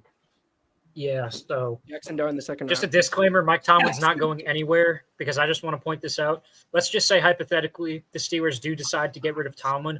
That means one of two things, it means two of two things. It means that the Rooney family has, number one, decided that Mike Tomlin is no longer good enough to keep coaching their football team. And number two, it also would mean that Mike Tomlin wants to walk away because Bill Cowher, Chuck Noll, both Rooney family, different people, so what, same philosophy, and both of them retired. Bill Cowher retired at, I think, 49, and I think Chuck Noll retired at 59. And right now, Mike Tomlin is 52. He's right in the middle of all of that. They also would not force Mike Tomlin out unless they knew that they were able to get somebody for. I'm not saying this as a joke. I'm being serious. Whoever is going to be their next head coach is going to be the next head coach for the next 25 years. Yep. That's what they do. Historically, looking at the way that this franchise runs, since 1969 when they hired Chuck Noll, there's been more popes than there has been Steelers head coaches. There's been 3 head coaches. 3. That's it. And they're all Hall of Famers. So that's the thing. Mike Tomlin is not going to go anywhere unless they are 100% certain that this guy is going to be a Hall of Fame caliber coach. Hey man, I don't know if they're certain. Don't come on this platform spewing bullshit. Lincoln Riley. Dawson? Yeah, I mean, the reason why, because everyone's talking about, I like how Mookie brought up, why doesn't the Steelers just tank? And I'm glad Donnie brought up. They haven't hit a first-round draft pick since probably not 2017. Right? That was when Holmes got drafted, y'all. Holmes is almost 30. The fact that Mike Tomlin keeps getting winning season after winning season after winning season in the toughest division in football, while everyone's GOAT, Bill Belichick, loses Tom Brady and starts losing games, and this dude's running out Doc Hodges, Mason Rudolph, and Do-Rag Dave every season. I don't know what to do. I don't know. Fire the guy is just the most outlandish thing I've ever heard. Right. The Mike Tomlin slander is Mike Tomlin is so good at his job that people want him gone because he's not good. He's not winning enough when he literally is winning. It makes no sense. I'm sorry. I'm not a big fan of talking behind people's backs, but on the chance that Kieran is somewhere in the chat, all the times that you're saying in the group chat the Steelers need a head coach, you're so corny. Stop. Bro has never suffered true suffering like all of us. All of us. I would love to have a coach like Mike Tomlin on the Saints. I would love to have. I mean, I wish they could. I wish the Steelers could let him go so he could go to my Saints, nigga. Hey, take Spencer Rattler and Derek Carr. Young, what you think the Steelers should do? Nothing. Keep Mike Tomlin. I don't know. I mean, he's if you look at this roster, he's overperformed with the roster he has. So, Young, I don't mean to interrupt you, Young. When the Steelers schedule came out this year and they backloaded the schedule with every AFC North team, the Eagles and the Chiefs, you know what everyone said? They're not making the playoffs. They're going to have a losing record. Listen, I said the only way he makes it is if he works with the devil. And he might be. He might be. I don't know, but listen, the man is doing something and it works. I don't see what the problem. Like, I'm with Trey too. Like, they need it's 2025, bro. Like, the way y'all think about football is too defensive oriented. Their best players are on defense. The playbook is outdated, baby. Yeah, like you see everybody that's winning is update your OS. Go get you a quarterback, and if you don't have a quarterback, get him all the weapons possible. Like, and look at Minnesota. That's what they did. And Arthur Smith in 2025 is literally disgusting. Yeah, like so. I don't think it's a Tomlin problem unless he's the one saying, I don't want this quarterback. I don't know that. I don't think that's what he would do. I just think they built the team incorrectly. They're too defensive top heavy. All their best players on defense, and they're trotting out average quarterbacks every single season, or really below average every single season. Your ceiling's only so high. So I don't think they should get rid of him. I don't think they are going to get rid of him, at least not this year. But I'd be trying to trade for him if I was one of these teams for sure. I would trade a first-round pick for him. I trade more. That's kind of crazy, but Durag? Yeah, they're gonna do the same thing they did this year. Run the shit back with the same. Except this year it's gonna be goddamn. It's just gonna be with Kirk Cousins. Skylar Thompson as a backup and Kirk Cousins starting. Boom, same thing. In a year's time, we're gonna be talking about the same topic. They did sign Skylar Thompson. Hey, in a year's time, it's gonna be the same thing because at this point, Mike Thomas like Braun when he was first with the Cavs. He's so damn good. I can't get you a good squad. You winning 6 games with Ogoskis. I can't get you a good squad. You winning 6 games solo dolo. Hold on, let me ask y'all something. What y'all thoughts on people saying that Tomlin choosing like Chase Claypool over Jalen Hurts and you know choosing like making terrible decisions? That's hindsight. Yeah, the Claypool pick is crazy. Because I'm not gonna lie. MJ might agree with it. Might agree with me. I remember when Jalen Hurts got drafted to the Eagles when they had Carson Wentz, and there were a lot of Eagles fans saying, "Why did we draft Jalen Hurts?" Oh, I hated it. I hated it. I thought it was dumb. That's what I'm saying. So at the time it didn't make sense. That's why this is all hindsight, though. Yeah, because he didn't think that he was gonna be. Yeah, so. Yeah. Of course, if you have your franchise quarterback, why would you draft another quarterback in the second round? That makes no sense. That makes sense. We always like, especially like I remember that 2019 season from Wentz. Like that Eagles team was dog shit, and he somehow got into the playoffs. I don't know how, but he did. So hindsight, that's it. Yeah, thanks. Do I can start with you? Let's just get this Bucks game over with. Bucks choke. They choke versus the Commanders. They definitely choke. And JD had a great game. But I'm gonna start with this one, Durag. Maybe try to shake it up. Who has had a better rookie season? JD or CJ Stroud? JD or CJ Stroud? Ooh, that's very interesting. That's a good question. That is actually a good question because I'm not gonna lie. I remember CJ, he torched that Browns defense that first playoff game. And that Browns defense was damn good. Top 2 in the league. Yeah, and I look at this Bucks defense. Hey, shout out Pops FC, but that secondary is yummy. Like 5-star. And Morrison will save him, I promise. With that hit, we don't know yet. Why couldn't I ain't even gonna let you get that. Now we don't believe in Ben Morrison, huh, Trey? No, off the hip.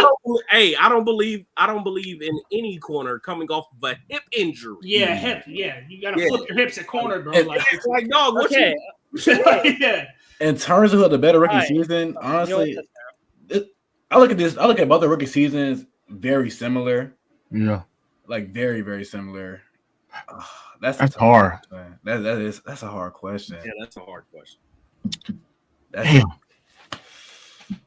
Hold on. But you can't say that what separates their rookie season is that CJ Stroud was a little bit more consistent than Jay Daniels, bro. That's true. There was a point where Jaden was struggling for a few weeks. That's true. That's probably when he was hurt. CJ didn't turn the ball over. Jaden only struggled when he got hurt. That was it. Yeah. But look, hey, Young, no, this combo right here, people talking about, oh, that's tough, is the reason why he's clear-cut offensive rookie of the year, and it's not close. I'm sure. I think. I don't know what y'all love. No, he's clear. Hold on, let me. I'll speak. Hey, Durag, number 4 in the NFL in catches as a rookie tight end. But yeah, clear. Yeah, that sounds amazing. First team. It sounds amazing. It sounds amazing. Most rushing yards. No, it doesn't sound amazing. It is amazing. It's amazing. He's not close to Jay Daniels' rookie. He's clear. All pro first team. I'm sure. Okay, hold on, Durag. Desmond Ritter, Aiden O'Connell, Luke comparing all pro selections from tight ends to quarterbacks. Hold on, Trent, real quick. Desmond Ritter, Luke Getsy, Aiden O'Connell. He might have the 3 worst quarterbacks in the league this year. He literally has the 3 worst quarterbacks in the league. Drew Lock had a game. Any of these guys have a game? Here, this should be the real question. Donnie, didn't you not tell me that Cliff Kingsbury is dog shit? Hey man, listen. I may have said that, but he was always better than Luke Getsy. He was always better than Luke Getsy. Yes or no? Luke Getsy got ran out of the yes or no question. Didn't Cliff choose to coach Jaden Daniels instead of Brian Johnson? You answer yes or no? What's up? Did you not call Cliff Kingsbury trash this past offseason? Yes or no? For sure. But he's still better than Luke Getsy. Okay, and you just saw him have a legendary season with the most rushing yards from a quarterback we ever seen, and we never thought the Commanders was going to be on none. Everybody thought Brock Bowers was going to be general. Everybody thought Brock Bowers was going to be general. If you would have told me that Brock Bowers was going to be first team All-Pro with 3 quarterbacks and Luke Getsy, no shot. But I'm not going to lie, that doesn't matter. Y'all was literally saying Brock Bowers was a top 7 tight end before he even came into the league. And he's top 2. He's top 2.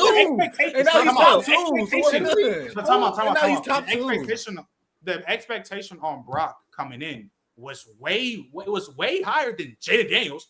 Let's not forget the talks we having all season about Jaden Daniels. Am I lying?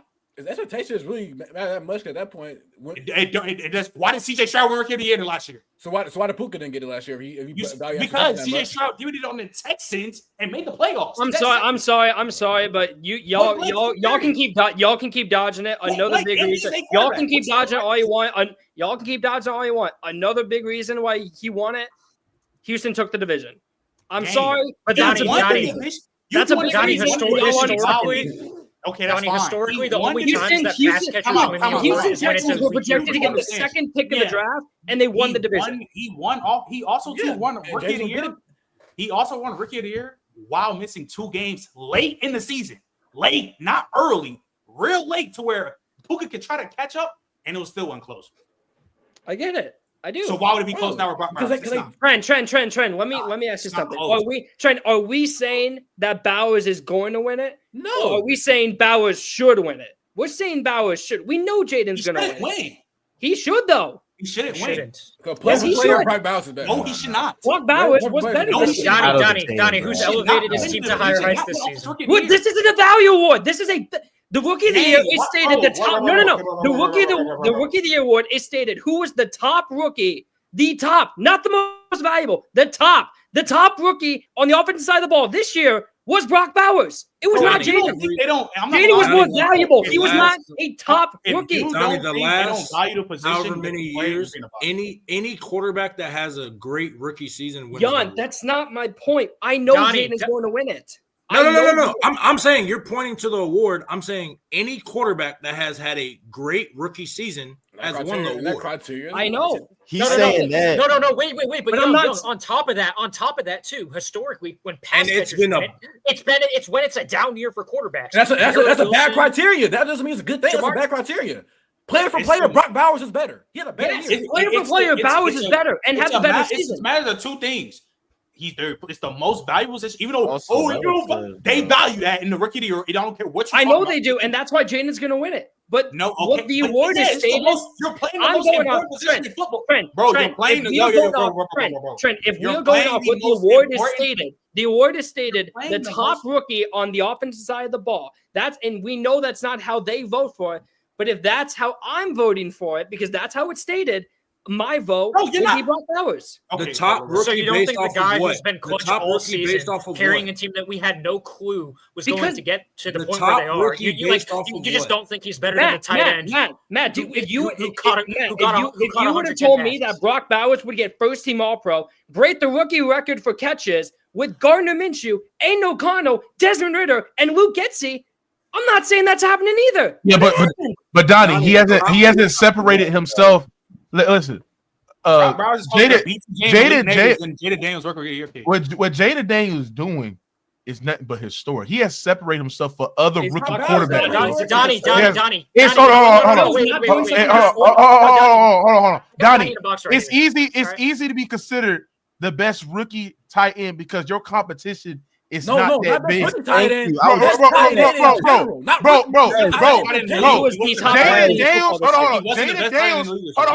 watch the chat. Jaden Daniels in a rookie class of Drake May. Hold on. Listen to what I'm saying. Jaden Daniels in a rookie class of Drake May, Caleb Williams, many other quarterbacks as well, bro. He was able to separate himself for being this big of the best quarterback for a rookie. That's why he's the rookie of the year, bro. Because Brock Bowers, yes, he's a great tight end. He's second in rookie of the year.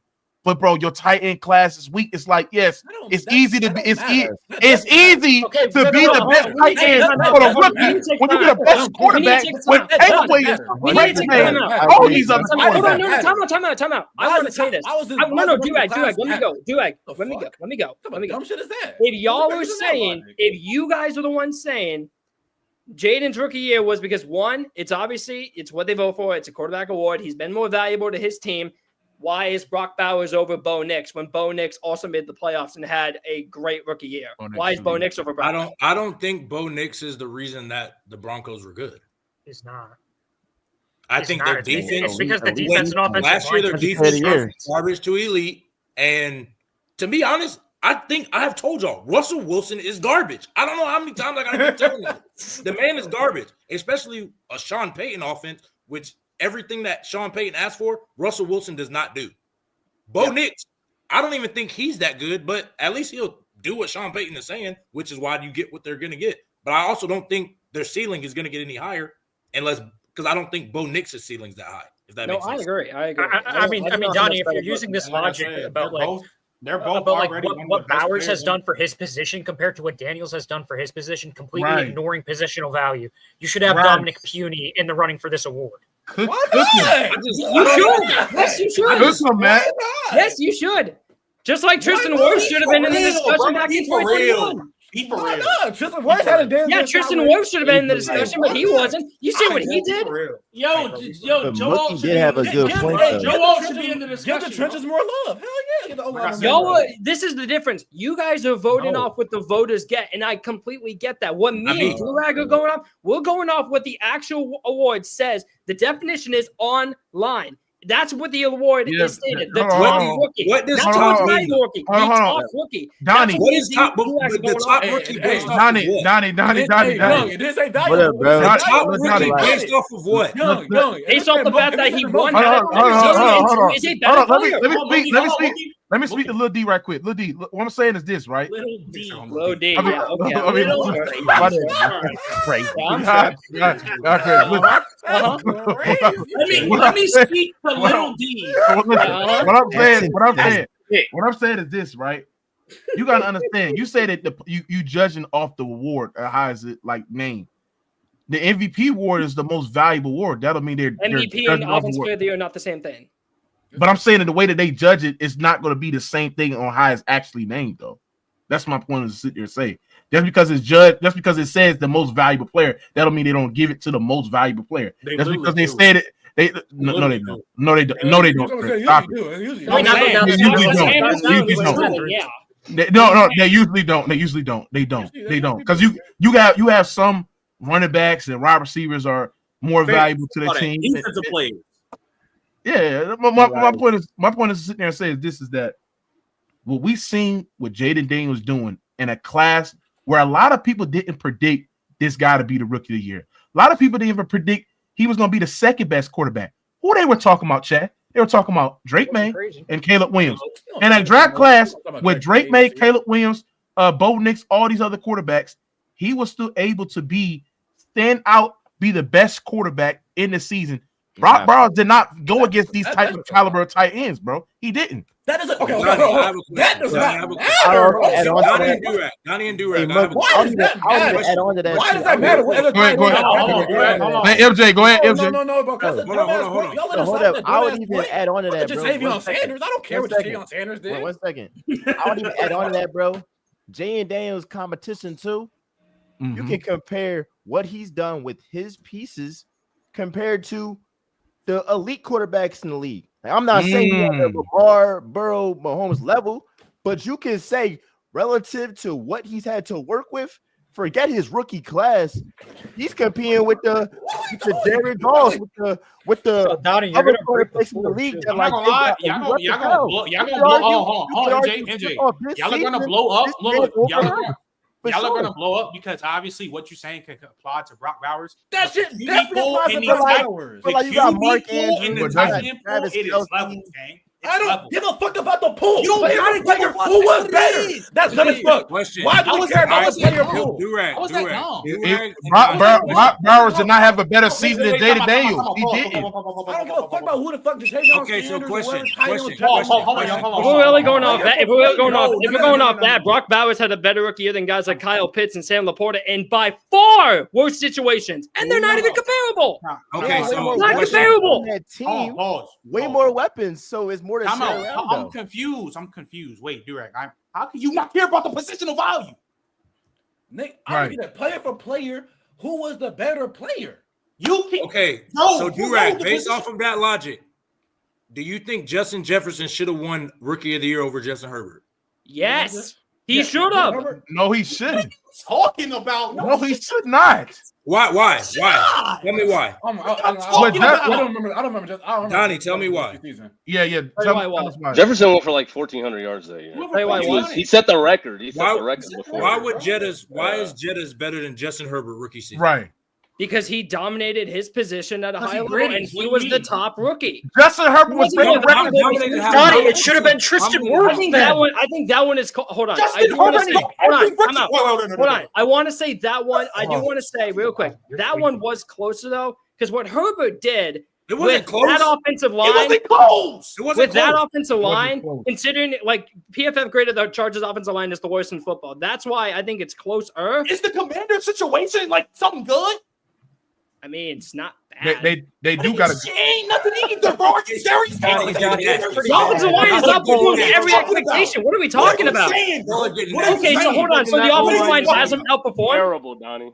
So the offensive line hasn't outperformed expectations. The offensive line has been cool, and you have Terry McLaurin. Outside of that, it has been Jaden Daniels. De'Ami Brown and friends, bro. I agree. Donnie, he's making a 34-year-old Zach Ertz look like a top 10 tight end. It's not.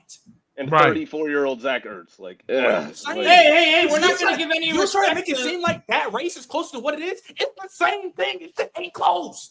It's the same exact thing. He's making Olamide Zaccheaus look like a high-end wide receiver too. You see two quarterbacks doing legendary things. They're one not close. We saw Trick, calm down, Nick. We're just going off. We're going on different definitions. Like you guys are including value and mean direct. Bro. You cannot say this race is closer than what it is when Justin Herbert's season was still it's better than JD's, and he broke almost every rookie record. Yeah, touchdowns. Shattered it. The most I don't think Herbert's season's better than JD's season. And I don't think that's crazy to say. I don't think that's crazy. Was insane. It is better. It's better. I don't think. They're close. I think. I don't even think it's close. I don't think JD's season is better than Stroud's. Because this is my point. This is another point too. I think Herbert's when you start bringing in situations, obviously, why was it better though? But when you're bringing in for what a quarterback has to bring to a team in a not so good situation, they go 12-5. You make the playoffs. What? It's not. Donnie, close. I will say this real quick. I will say this, Donnie. The point about Stroud winning the division is a little nasty when Jaden Daniels won more games than CJ Stroud, and plays in a harder division. 100%. I don't really care. Daniels, to me, I don't think the division winning is like I don't think that's. I think that influenced the vote. Okay, but I'm saying it could have influenced the voters compared to JD, who won more games than CJ Stroud. Don't make any sense. Right. But the thing is, I mean, Donnie, I don't. Donnie, the last game of the season last season for the CJ Texans Stroud was against the Colts, and if they lose that game, they miss the whole playoffs. Hold on, timeout. CJ Stroud was the runaway rookie of the year before they even won the division, and they won the division like the last game of the season. And he got young too, and he got hurt late, because he was not turning the ball over and still giving you high production. That's why he was the runaway rookie of the year. It had nothing to do with the division. The division was just icing on the top. But was going to run away with rookie of the year. They didn't win that division until the last game of the season. And if they lost that game, he probably still wins. No, Nigel. You know what happens if they lose that game? They miss the playoffs altogether. Young, the the funniest part is JD has had the rookie of the year locked up since probably before that. After the Bengals game, he's been hold on. But Trent, we gotta be honest because I'm Jaden Daniels did had a stretch where he wasn't playing as the heights that he was. They were talking about Bo Nix. They was talking about Bo Nix. They were talking about him. He was like Bo Nix was like, I think Bo Nix was like plus 250. It got a little bit close. As soon as Jaden Daniels had another good game, it was over with. I know. Yeah. I agree. If you put the context to it, yes. But I just think that when Jaden Daniels did this season, he put himself on by himself, bro. He put his level. With these guys that are not quarterbacks, what they did was phenomenal. We done seen Jettis do it phenomenal. Brock Bowers, it's been phenomenal. That's why. But this is why I say, like, Brock Bowers is close to somebody. Why did Chase win it, Don? Matter of fact, y'all talking about hold on. They didn't like Mac Jones like that. Y'all talking about Brock Bowers? Thank you. Hey, Durag and Young. Because you're not. That doesn't have to do with point though. Because I know Jaden's going to win. Donnie. Okay, so let's keep going then with this. You think BTJ should win over Jaden Daniels? BTJ, no.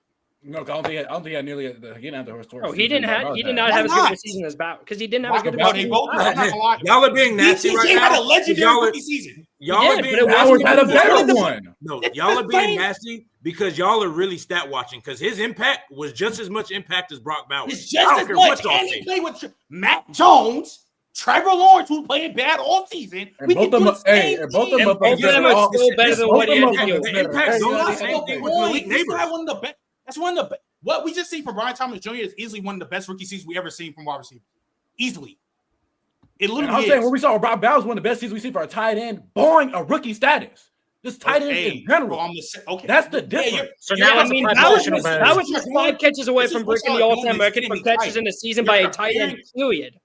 He had a short season for a tight end. Donnie Sam Laporta did that last year. We've seen less tight ends. And Sam Laporta. We've seen situations aren't even comparable, Matt. You know this. I never said that they were. The context does come out. It's been what? Laporta. Wait, time out. So the best rookie season has been what? Laporta, what's his name? Pitts and Bowers. They're in a way lesser pool than you have to have BTJ going against Odell's rookie season. I ain't saying rookie season, Trent. I'm talking about tight ends in general, not including rookies. You said what? All-time tight end seasons. Bowers had a historic year. Same with BTJ. Trent, it's still one of the best rookie seasons of all time. We're not talking. He's not talking about rookie. He's not talking about rookie. You talking about best seasons? You talking about just one of the best? Fuck no rookie status ever, my nigga. What are we doing? Y'all are dragging his rookie season. I'm gonna be honest. Y'all are dragging his rookies. Y'all are dragging him. Hey.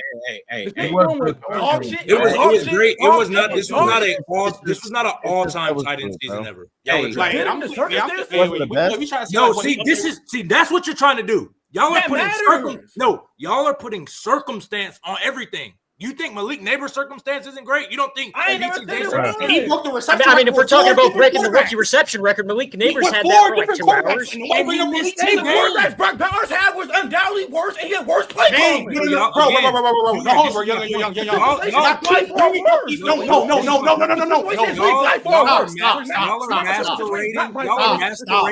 that much worse. Are you trolling? Wait, time out.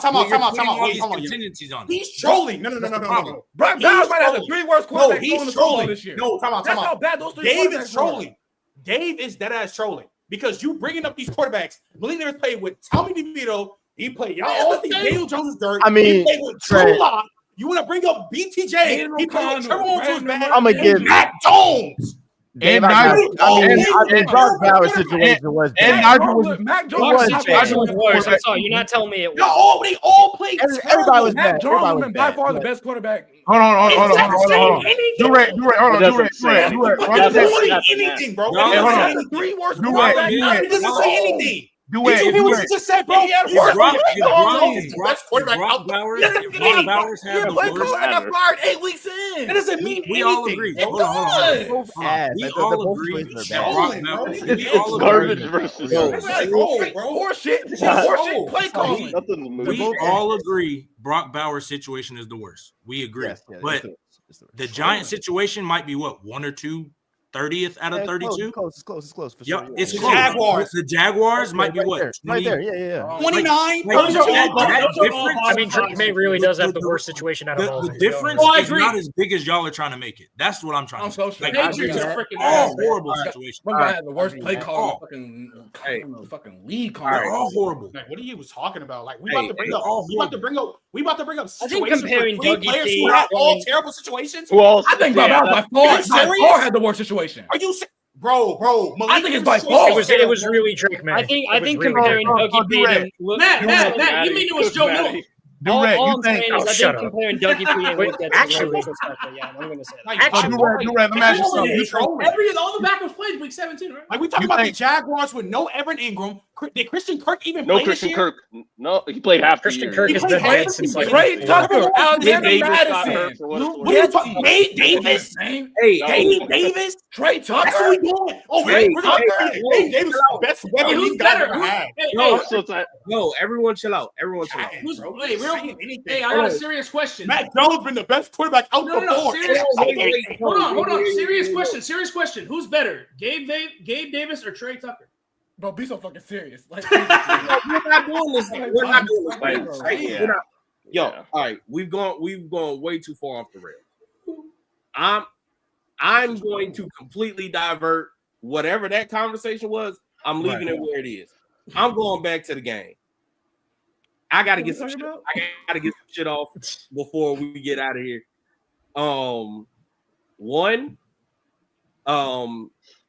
Donnie, I know Zion's your guy, and you've been championing that man.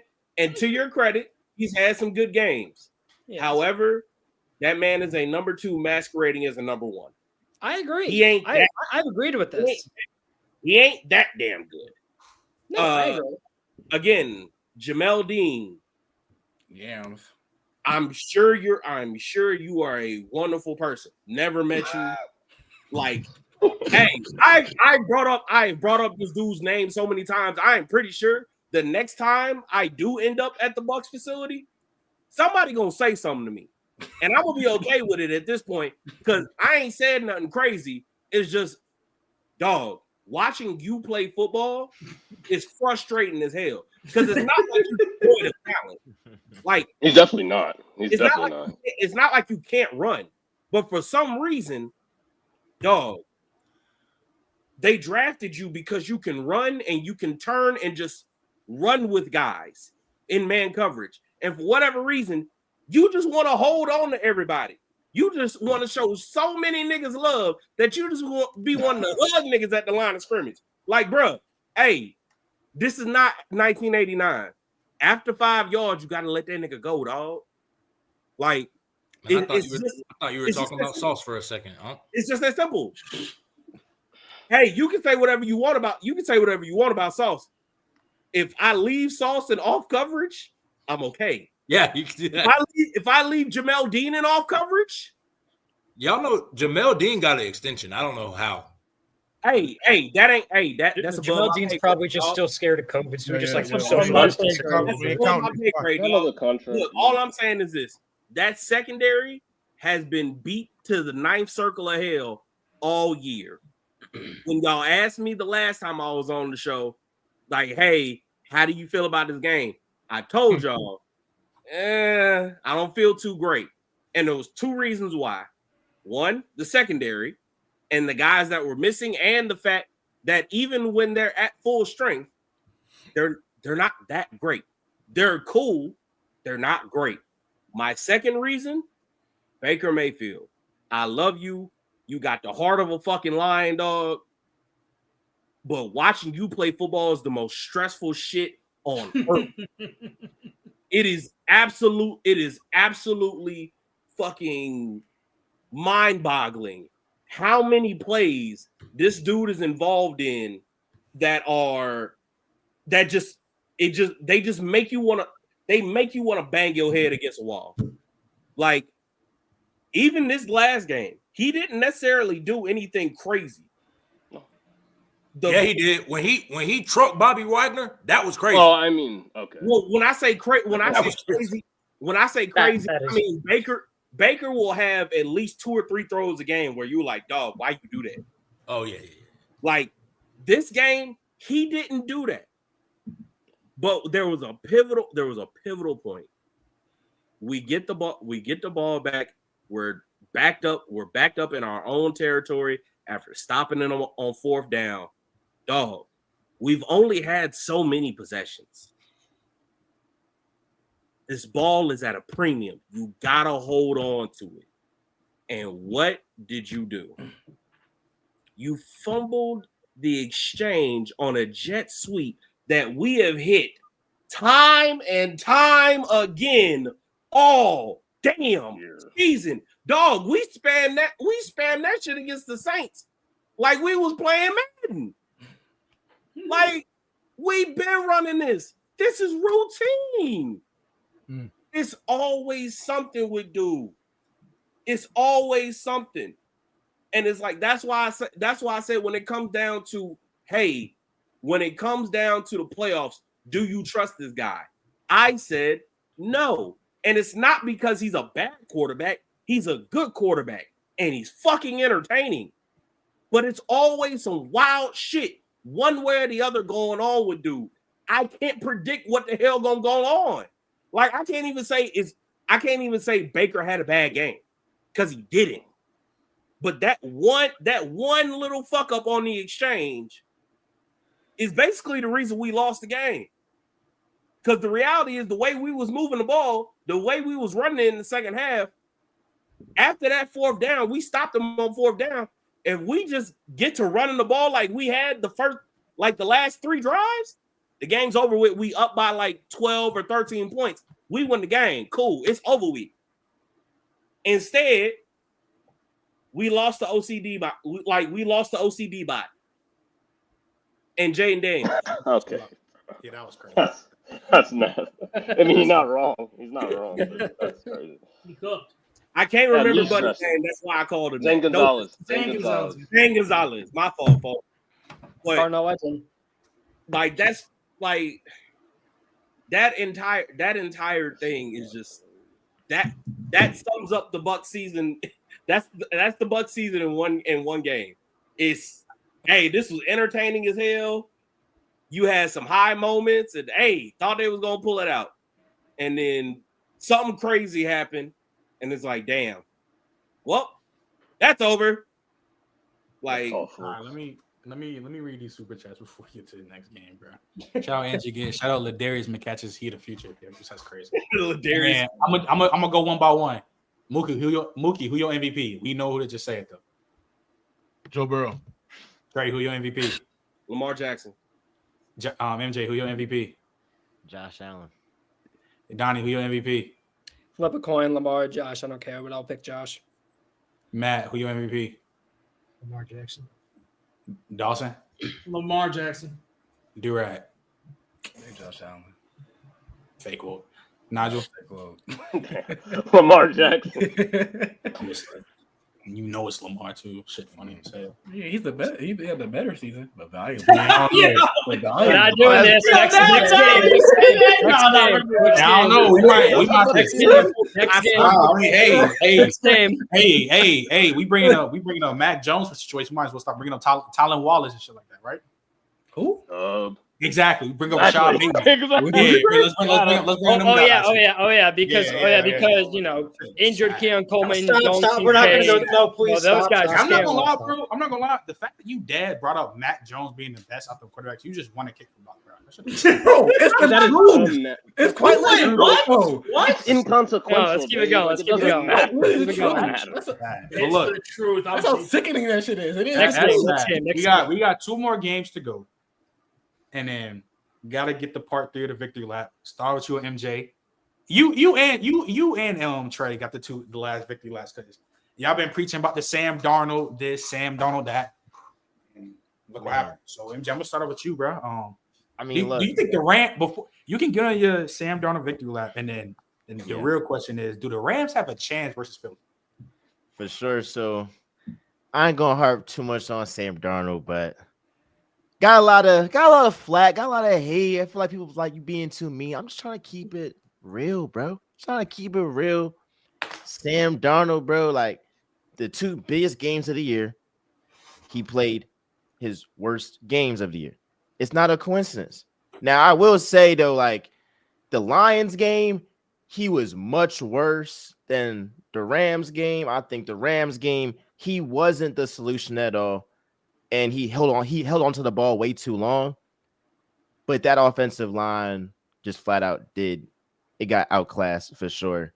And I think that the guy Shula, the Rams DC, he just took the same. He took the same, Don Shula grandson. He took the same blueprint that Aaron Glenn did. Like, all you gotta do is just pressure Sam Darnold, bro. Make him beat you, and that's exactly what happened. So that's what I gotta say on that. I wasn't surprised at all. I just get frustrated when folks pick and choose when to say, like, all right, like, this guy is having an anomaly of a season, and this is who he is. If one guy has 6 seasons of being mid or below average, and then he has a season where he wins 14 games but hasn't done nothing in the biggest games of the year, it's cool. It's cool to have reservations, and that's what I had, and that's what happened. Now, the Rams side, bro, it was so predictable. They were going to try to blitz Matthew Stafford. You know, Matthew Stafford had his highest passer rating of the season against the blitz, against Brian Flores' defense. Brian Flores, I believe, is a really good defensive coordinator. But, like, it's only so much you can do with the defensive talent he has. They got Greener, they got, Ginkgo, they got some guys, but, like, objectively, he don't got the talent that, like, Vic Fangio has. So it's only so much you can do. But once you blitz Matthew Stafford, I mean, it's raps, bro. It's raps. So in relation to, like, the Eagles game, Vic Fangio has Sean McVay's number. He always has.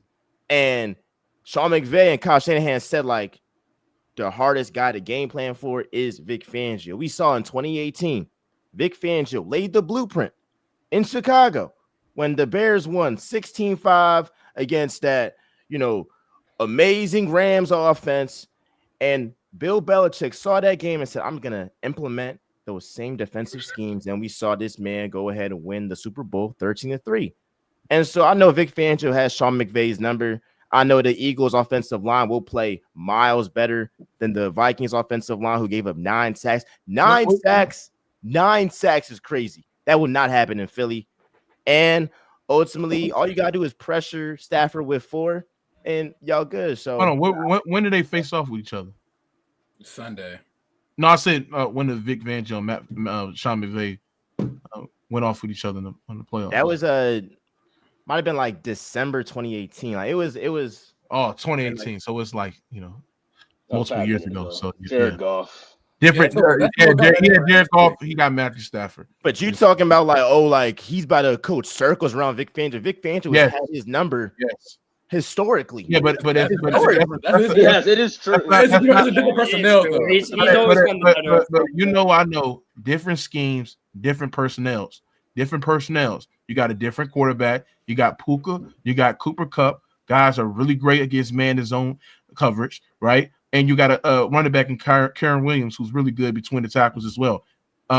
So that's using 2018 to think that's going to happen this Sunday is crazy. It's not even the Eagles have the number 1 total defense in the league. Number 1 total defense. And I seen a quarterback and Jada Daniels took a piss on that defense. Laid two. That was different. You got guys out. You got the quarterback out. CJ was on. Garner Johnson was out. It's way. Oh, it's not but excuse. But you said that Vic Fangio is this guy that he can, got the number one defensive lead, the best defensive coordinator in the league, and it's like, it's just we'll see. I like what I've seen from Matthew Stafford. Mookie, one team's favored by 6. Tell me which team that is. Oh no, Donnie, listen. You already 0-2 against me because I told you that the Rams going to beat the Texans. And I told you that the Texans. And I told you that the Texans going to beat the Chargers. Listen to what I'm going to tell y'all. I think the Rams beat the Eagles in a dramatic upset fashion. The Eagles are going to be, listen, the Rams are going to be able to run the football. They're going to be able to utilize their pre-snap motion. They're going to implement the quick game. And Puka will be the X factor in this game. Y'all keep on sitting there talking about the Eagles defense. Let's be honest. If Jordan Love was on point and he was if Jeff was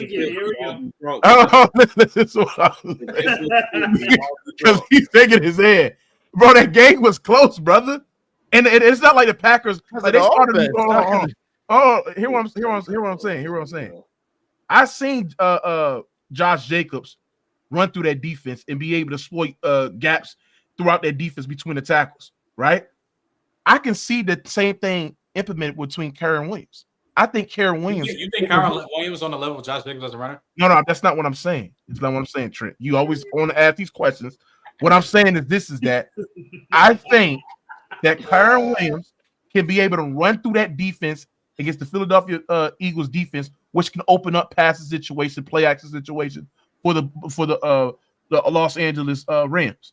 So my point is sitting there saying you're going against a much better coordinator and scheme guy and play caller and Sean McVay as well with much better experience. And we've seen Stafford as well. When you give him time, he could be able to deliver the football perfect. So my point is sitting there and say this is not Jordan Love. This is not this injured old line that you've been going against the Packers. You're going against a much better play caller and a scheme guy and Sean McVay. So give me the Rams, and I'm taking all bets. Troy. All right. So first things first. I'm not about to go crazy.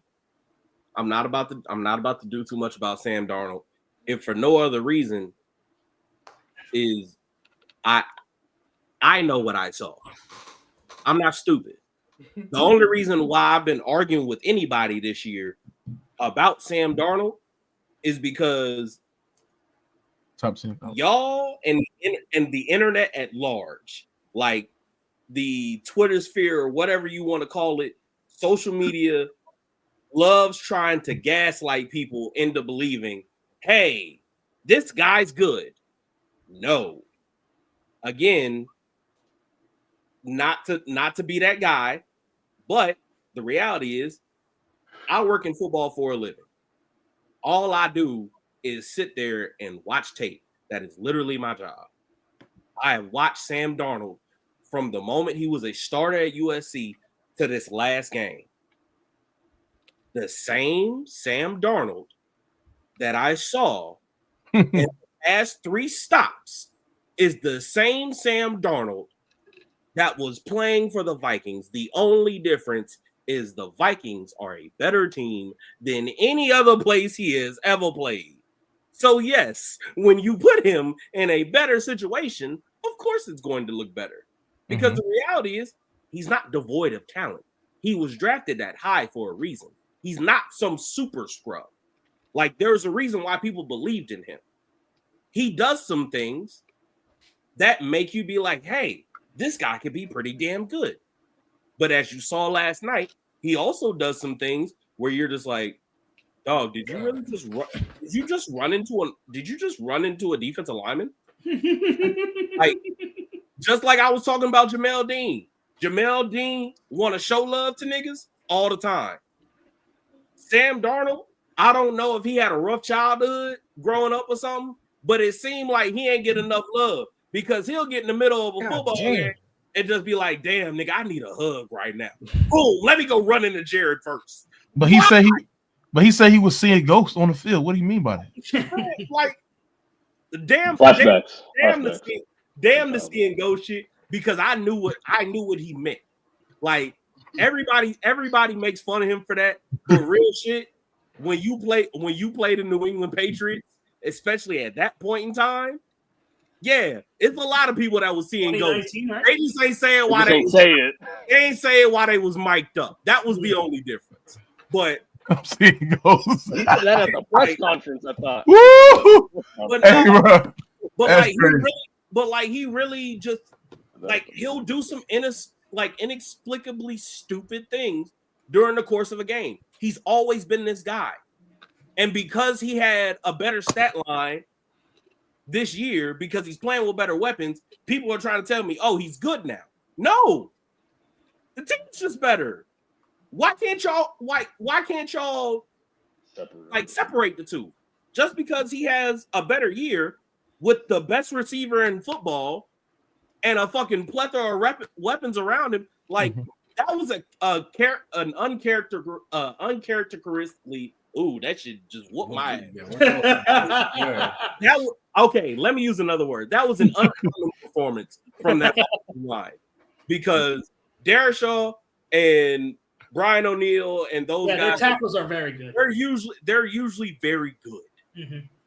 The fact that they gave up 9 sacks, and I watched literally 3/4 of that game because I turned it off in the fourth quarter. I'm not gonna lie. Oh yeah, that shit was. But watching Brian Young and Jared Turner and all these other edge rushers literally just put their paws in them dudes' chest and say, "Boy, if you don't get your tall ass back, your old stupid ass boy, move." Like they ain't nobody pull out no. It was no pass rush moves. It was no bag. Straight power. Straight bull rush. That was straight. I'm gonna put these hands on you. What you gonna do when a grown man put these hands on you? Like, that's really what it was last night. It was an ass whooping of epic proportions for that Vikings offensive line. Them tackles, man, it was bad. I want to say this for Sam Darnold though. Like, I mean, yeah, he had a good season. I mean, I didn't expect Sam Darnold. I mean, did anybody expect Sam Darnold, even when y'all say that he had a good team? Did y'all expect him to perform like this? No. Never expect. So my point is to sit there and say the only one who did was Durag. That's the only one. He's literally the only one. Yeah, that's true. I didn't. Yeah, we don't care. You know what's crazy? Crazy. Dave said Dave doesn't even want him back on the freaking Vikings. My thing is this, right? So when we talk about his performance, again, the only issue that I have with talking about his performance is his performance to me when I watched him on film was no different than any other year. There were times where he made throws where I was like, damn, that's a throw and a half. And then there were other times where I'm like, dog, did you just run into a defensive tackle willingly? Like, why would you do that? That's dumb. Or it's pocket presence. He would just airmail it and try and throw it to a safety. The only difference between the previous stops and this year is that he didn't have TJ Hawkinson, Jettas, Jordan Addison, and whoever else he was throwing to this year to be like, hey, dog, why you throw that there? Damn, I guess I got to go make a play. Ooh, one-handed catch. And now all of a sudden, Sam Darnold's great, and it's on SportsCenter. No, he's not. He's just the same dude.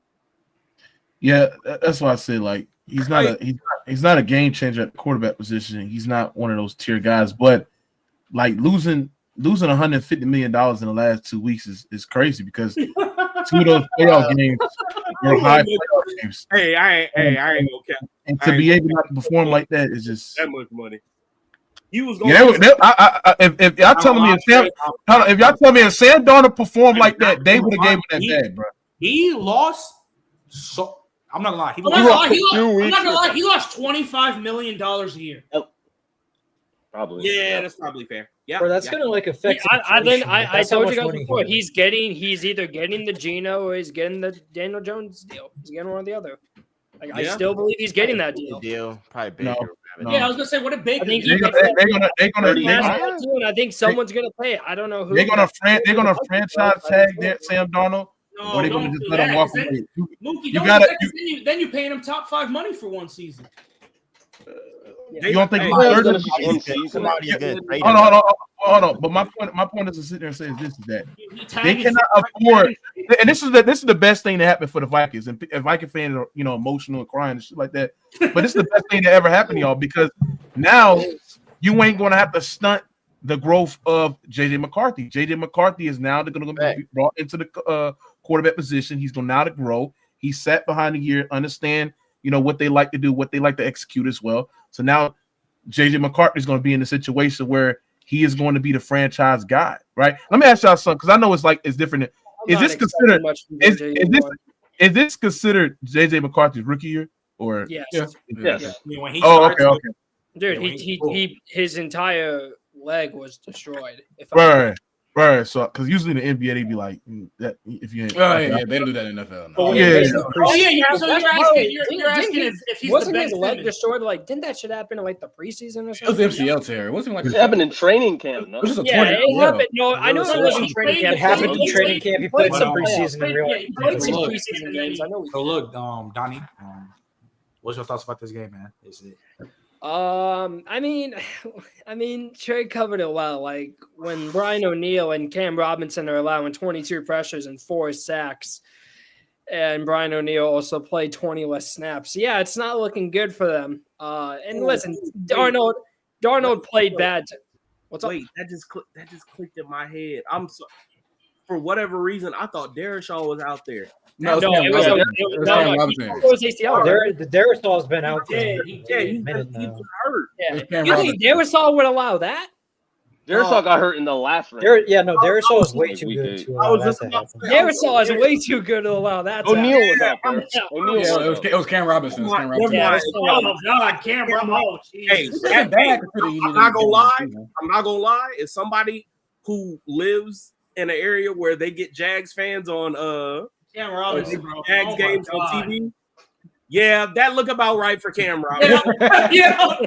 So much more out of him. Yeah, shout out Cam Robinson with a solid 29 pass blocking grade. But it wasn't good. When you said Darrisaw, I was like, hold on a second. That was not Darrisaw. But Donnie, you told me that Donnie, you told me that Sam Darnold could be their franchise guy. No, I didn't say that. He ain't say that. Donnie ain't say that. He ain't say that. I never said that. Mookie over here be trying to lie. I thought one of y'all could say that shit. Donald ain't nobody's franchise. You drafted JJ for a reason. That's my thing. Exactly. And also, I everyone's going to talk about Darnold. I want to throw this out. I'm not expecting much from JJ's rookie year. I'm not going to expect something crazy. He was always a project. He was always a project to me. Like, I mean, he was 21 years old when he got drafted, and he wasn't Caleb, Drake, Jaden. He was nothing like that. So I'm not expecting too much out of him. So you're not expecting. Hold on, but Donnie, you're not expecting him to give you the same level of performance as Sam Darnold did this year. Year one, no. Year one after a torn MCL, no. You're Sam Darnold is still if he does it, good for him. This is Sam Darnold's 7th year. Yes, bro. And he's the 3rd overall pick in the draft. Like, he's more talented. Like, he's probably more talented than even JJ McCarthy. So, like, I wouldn't expect that from JJ McCarthy either, especially not year one coming on. Sam Darnold. Yeah. So, like, I wouldn't expect him to come in year one and do that. Maybe year 3 or 4. And I want to say this: I still believe in JJ. I do. I think he can work in that system. I think he can work with Kevin, but I'm not expecting him to go out. Throw for 35 touchdowns year one. I'm not expecting. Hell no. Yeah, but I'm doing expecting 45. I think JJ McCarthy's ceiling is better than Sam. But I do expect in that offense for him to be able to know the system and be able to perform and be able to execute. Now, when we talk about the heights of what Sam Darnold was able to do, I mean that's more room that's left on the table. But I do have expectations for JJ McCarthy. When you were top 10 draft. You know what I'm saying? You're one of the fewest quarterbacks to be able to get selected. There's expectation, bro. He was like the 5th quarterback select. Doesn't matter. It's expectation on it. That do matter. It's expectation. I agree, but you also need to realize I think it's unfair to a guy who. Hold on. So if that was unfair for a guy, why do we bash Kirk Cousins as we do?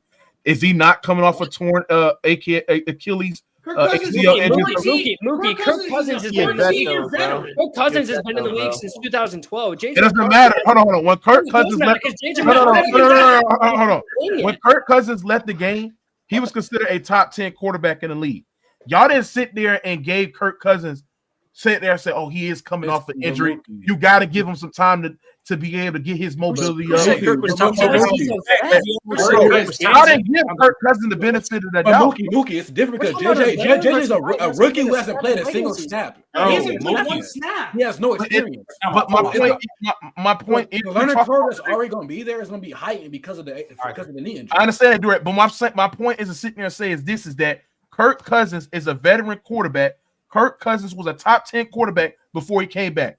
Y'all cooked this man consistently, even at the couple of games of the season this year when he started the season terribly, right? Y'all cooked Kirk Cousins because he wasn't playing well. But y'all didn't sit there and say, give Kirk Cousins a year or two. The Falcons didn't say that, right? They was waiting to move on for fucking Kirk Cousins. They drafted a quarterback overall. Yeah, a quarterback that's not even proven. This is the difference. They drafted a 20. Stop. This is the difference. They drafted a quarterback who's about to just turn 21, or he just hit 20. He's still 21. So he's 20 compared to a player who's been in a league since Good Kid, Mad City first dropped in 2012. I was a little kid when Kirk Cousins was in a league. We all were mad. I was 7 when Kirk Cousins came. Like that's the difference. Kirk Cousins was drafted the same. Now y'all lying. Kirk Cousins was drafted the same year as Kirk has been in the league. Mookie. My point is, listen. Hold on. My point is, y'all not giving Kirk Cousins the benefit of the doubt for coming off a significant injury. Do y'all know how long? won his first ring, Mookie? When Kirk Cousins was drafted, think about that. His first one. Hold on, when was Kirk Cousins drafted? 2012. Nigga, y'all make it seem like that's a fucking long time ago. 13 years. 13 years. Mookie. Just think about this. Y'all make it seem like drafted before LeBron turned 9 years old, bro. Just think about 13 years ago. Mookie, Adrian Peterson won his MVP in 2012. Kirk Cousins was when was the last time you see Adrian Peterson in the league? That's prime Adrian Peterson. But that's not. Hold on. I understand that Kirk Cousins has the experience. But what I'm saying is this is a quarterback that is talented like Kirk Cousins. Why is he ain't getting the benefit of doubt? You know why? Because y'all was eager to move on for Kirk Cousins. Even though he's 40. You're right. No, he was 40. Hold on. He was 40. But an organization gave him $140-something million because they know that his talent and his potential. We all know. Everybody knows here. Everybody knows how much I'm on. Kirk Cousins got drafted before GTA 5 came out. Kirk Cousins got drafted before GTA 5. Time out. Everybody knows the contract was front loaded. It was super front loaded to where if he don't play good, probably give him another year or so. You can bounce. You can cut him. You can cut. Hold on. He's 40. He was drafted 2 years. Oh, so hold on. He's 40. I got another one. Yeah. Nigga, Joe Burrow got injured his rookie year. He came back, led his team to the fucking Super Bowl. Led his team to the Hear what I'm saying. If JJ McCarthy is a top 10 draft pick, a top 10 draft pick has expectations. For sure. Why is people eager to call Bryce Young a bust? Because he's not playing to the expectations that people saw him out to be. Why is people not comparing? Hold on. Why is people not sitting there saying Caleb Williams is not playing? People do. Okay. My point is to sit there and say is this: JJ McCarthy going to the Minnesota Vikings, the expectation for him to be on there. Yes, he come off a significant injury, but he had a year to recover from that injury. The expectation is for him to be able to perform like one of the draft picks that set up and brought Mergers their future for, bro. Yeah, I agree. Recover from injury and then get on the field post-injury, first time ever playing on NFL level, it's two different things. Like, that's a whole nother jump you have to take. From a guy who's already a raw prospect, a guy who already thought was going to sit a year or two already. Yeah. Like, I'm not expecting much from his rookie year. I'm like, that should be unfair to him. Just I because Burrow was viewed as one of the. Burrow was also 24 years old. Burrow was viewed as one of the safest.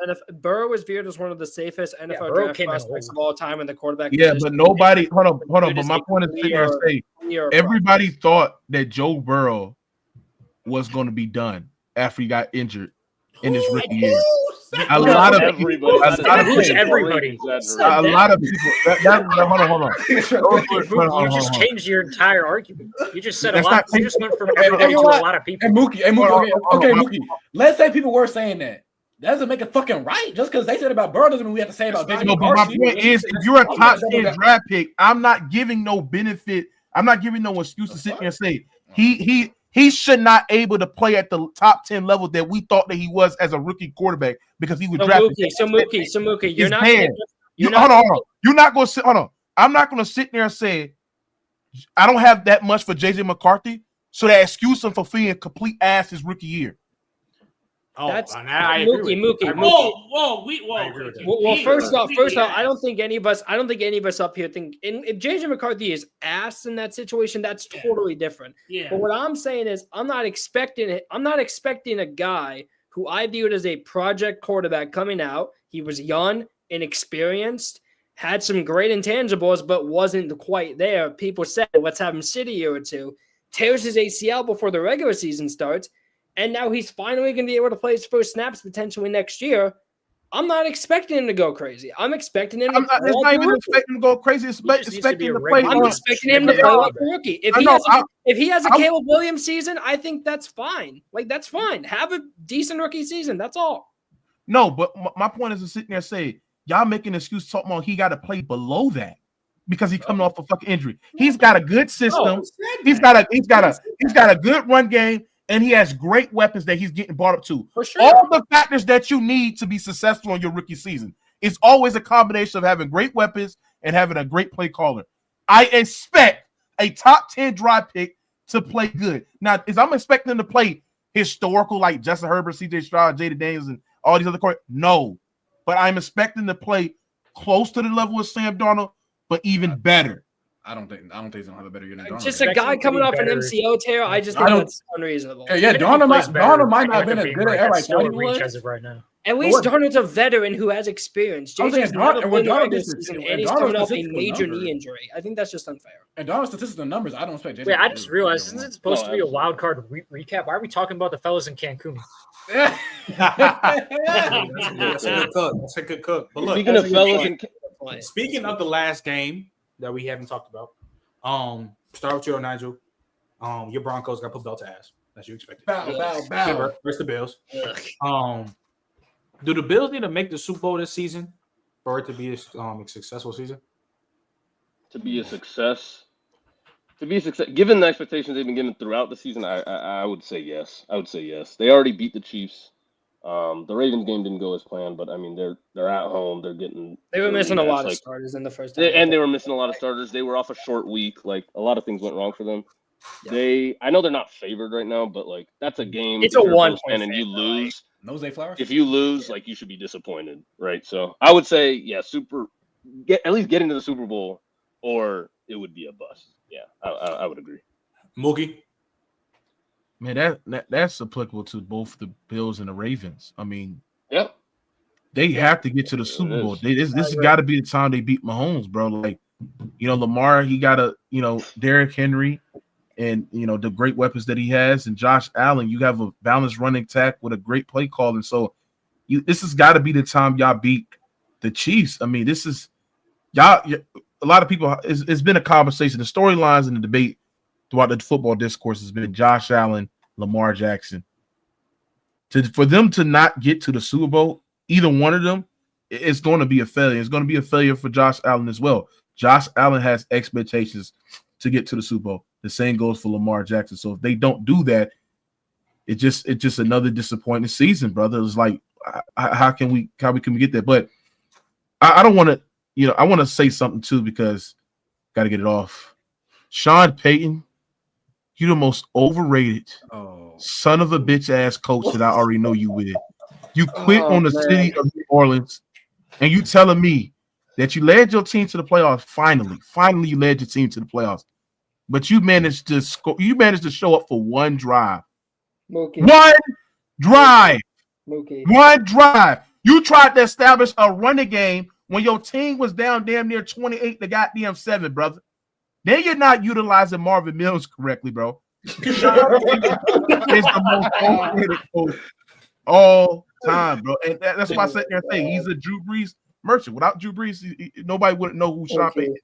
The same conversations that we sit there and say about Tomlin, Mike McCarthy, and these other quarterbacks holding them accountable, you got to do the same for Sean Payton as well. Mookie, I'm going to keep this as sweet, short, and simple as possible without me losing my mind. Did anybody on planet Earth predict this team to even sniff the playoffs? If Sean Payton is what you sat there and said he is, of course. What? Nobody said that. No. You're not hearing what I'm saying. Oh Donnie, you're not hearing what I'm saying. Yeah, Donnie, I think it's time for that. No one predicted this team to make the playoffs. That alone is nobody predicted CJ Stroud to get the playoffs in his rookie year as well. They still got to it because they got a talented team. If Sean Payton got a talented enough defense, and you sat there and say he's the offensive guru that you think he is, bro, I expect a better performance in the postseason. Scoring 7 points, establishing a running game, not fucking putting up impressive drives as well, not doing a great job in managing the clock and managing the game. He's been terrible. Hold Sean Payton accountable, bro. Y'all sit there and try to crown this man as a Hall of Fame goddamn coach, this offensive guru. He is overrated.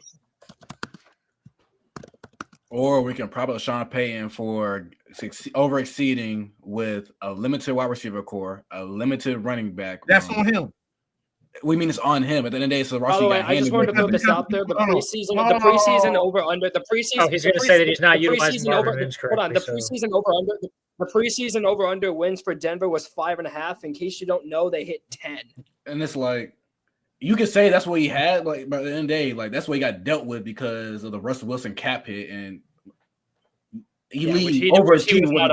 He also had to deal with Bo Nix. He made Bo Nix look a lot better than people are saying. He overachieved with Bo Nix. You overachieved with, dude, that wide receiver core sucks. The running back room sucks. The only good part of that offense is the offensive line.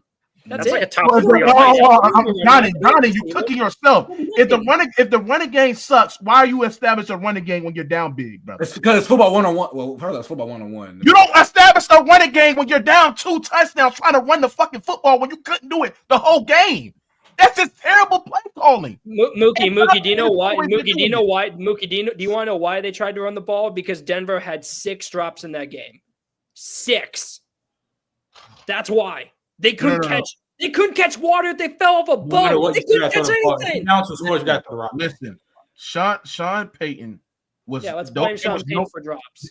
There was no creativity within that offense whatsoever, and that's why his offense failed to score. Failed to score. Pieces that you could get creative with. I say, let me ask y'all something. Brother. Let me ask y'all something.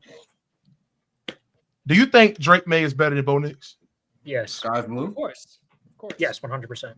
No, but Matty, you told me that Drake May is a better process. I mean, Bo Nix is a better process than Drake May. Huh? I mean, it's pretty close the way I look at it. No, but you sat there and said it. So you sat there and said that from a tangible standpoint. Okay, sure. So if I said it, I was wrong. No. You agree? You still agree with that? No. Okay. Now, do you agree that the Patriots offensive coordinator is better than Sean Payton? Fuck no. Alex Van Pelt, hell no. He's not even okay. Tell me why that offense is still able to get the better outcome in that game against that Bills defense than Sean Payton did. The Bills B team? Now we're talking about a regular season game versus the playoffs. I think that's no. But my point is to sit there and say is this. Y'all keep on giving Sean Payton a pass because he overachieved. Even Sean Payton came out by 5 games, Mookie. You said what? He overachieved by 5 games. Barely overachieved. Bro. Let me ask y'all something. There were more people saying the Broncos are going to get the number 1. The same guy without Drew Brees when he had Jameis starting that year. He made the playoffs for the rookie quarterback with those weapons, with no run game. He got gifted a playoff spot because the Chiefs decided that they wanted to duck the Bengals and take all they got in players. So like the Bengals. So like I said, Caleb Brett. Yes, hold on. So the hold on. My point is to sit there and say is that we got to be honest, and a lot of Bronco fans agree with me. What Sean Payton did. Listen, you can sit there and say he doesn't have that much weapons and stuff like that, but I've seen an offensive coordinator and Kyle Shanahan who has way worse weapons still be able to floor raise an offense much better than Sean Payton, brother. I'm sorry. Excuse me. Can you say that one more time so I make sure that I heard you right? Kyle Shanahan. Yeah. What about Kyle Shanahan and what he has to work with? Way worse weapons. You said what? What team? You said Shanahan has way worse weapons than the Broncos right now. No, I said Kyle Shanahan floor raised a team. Even Andy Reid, he floor raised a team much better with way worse weapons. I really don't want to. One has Mahomes. The other has. No, it's not even just Mahomes. I'm talking about past years with the Eagles. Yes. Did you hear the same thing that I heard? We also all know Andy Reid is better than Sean Payton. So why are we talking about Andy? Okay, so my point is to sit there and say, stop putting Sean Payton in these offensive gurus conversations. Who in the hell is Andy Reid? Who says Sean Payton's better than Andy Reid? Hold on. When people sit there and talk about Sean Payton, right, to discredit Drew Brees, they try to sit there and say Sean Payton is one of the greatest offensive minds of all time. I disagree. They try to sit there and say he's the greatest coach of all time. So my point is to sit there and say is that if I think that Sean Payton is that good, first of all, the Russell Wilson situation wouldn't go back that bad as it went, right? Russell Wilson had one of his best seasons with the Broncos from an efficiency standpoint, and yet they sit there and blame fucking goddamn Russell Wilson, but Sean Payton play calls was even fucking worse as well. So you go get a Bo Nix. You got a good defense that been more healthy as well. You got to get in the playoffs. Sean Payton, I expect your offense to score more than 7 fucking points and not establish no fucking running game when you're down big. We can move on because you guys are you just lied about Russell Wilson's his 2 years of the Broncos. I mean, first off, when your first year is that horrible, obviously your second year is going to be your best efficiency just because it can't get worse. And Russell Wilson has never been. Everybody mama knew Russell Wilson and Sean Payton is not a good fit. That's like putting a Russ on the Lakers with LeBron. That's not a good fit. Russ is not a Sean Payton quarterback. So can I ask you, 66 completion percentage, 3,000 yards, 26 touchdowns to 8 interceptions. That's ass to you? That's mid. You stat watching crazy. I'm asking. Is that ass? Is that ass? We're going to say that's ass. When you look at how long Russell Wilson was holding the ball and how bad he was navigating the pocket that year.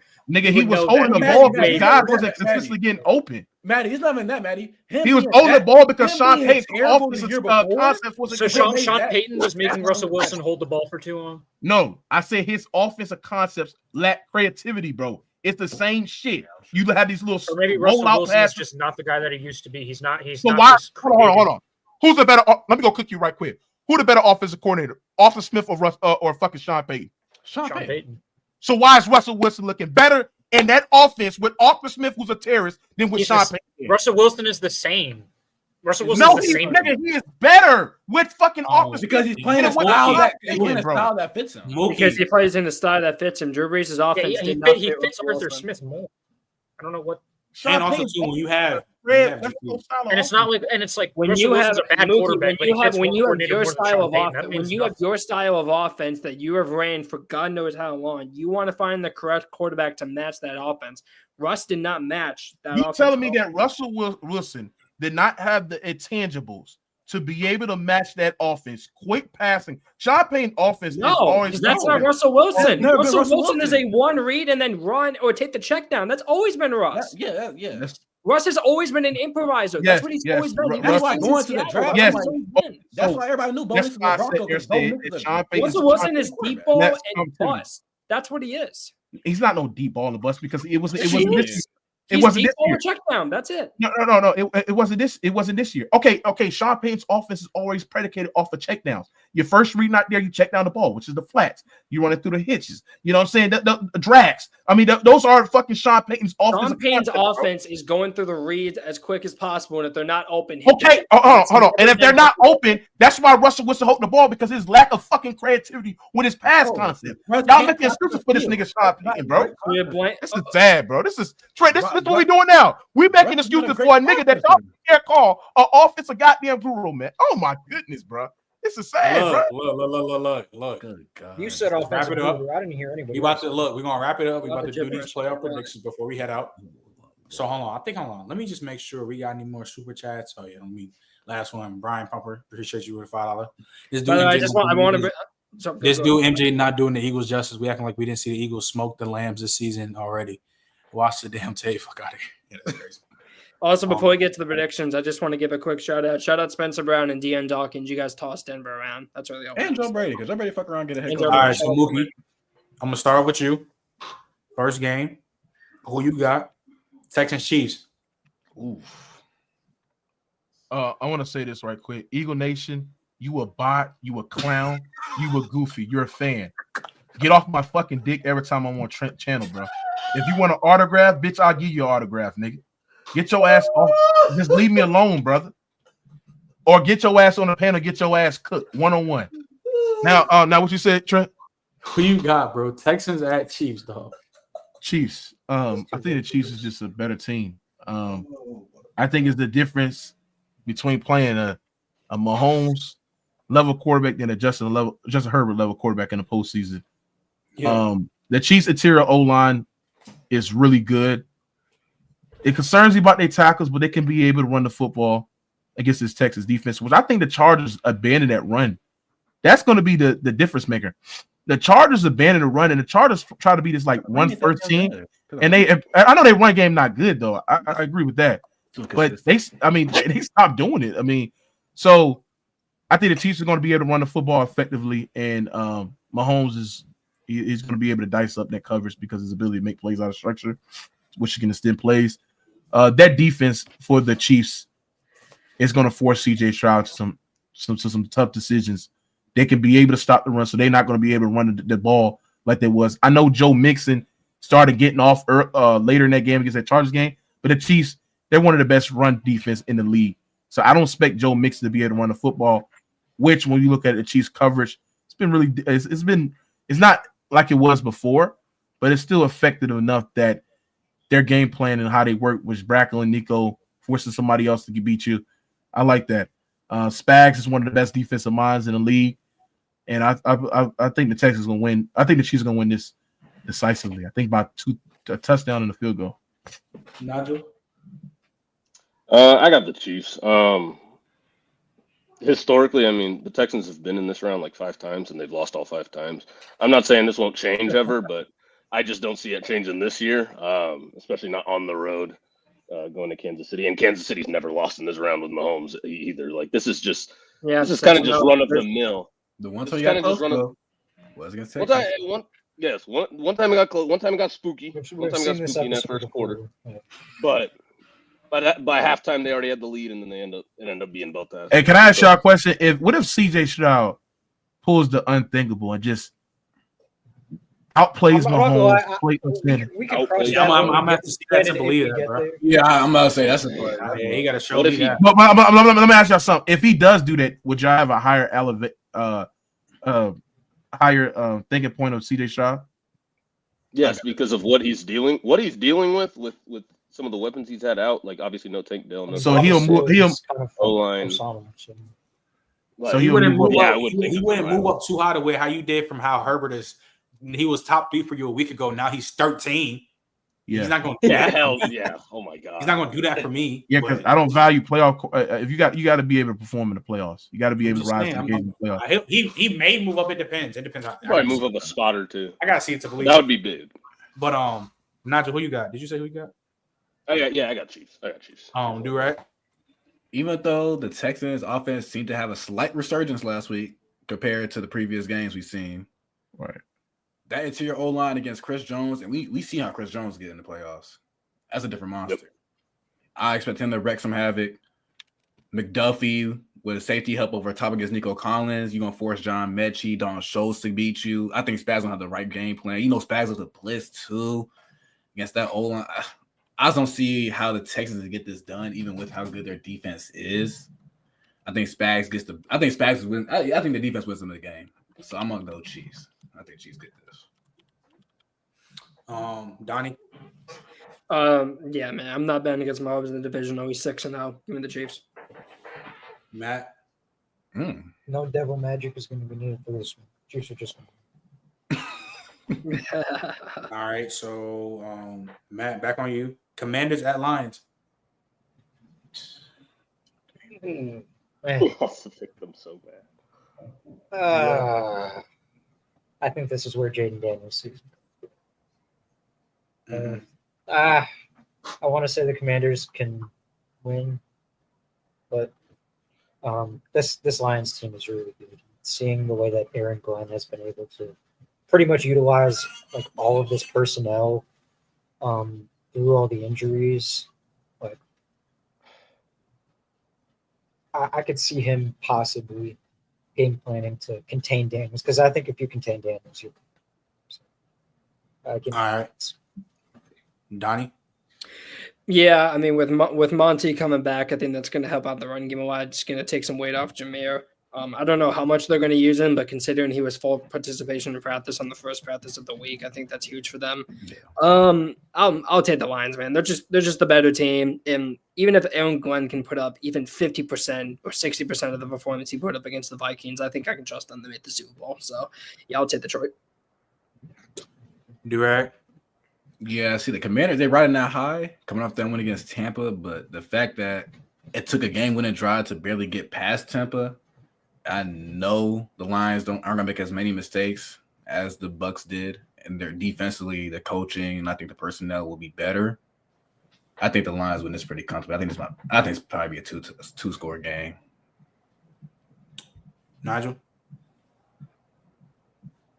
This is tough, but I think it will. I honestly do kind of think it'll end up being close, but I got the Lions in a shootout. They've been here before. This would be Jay Daniels' only his second playoff game.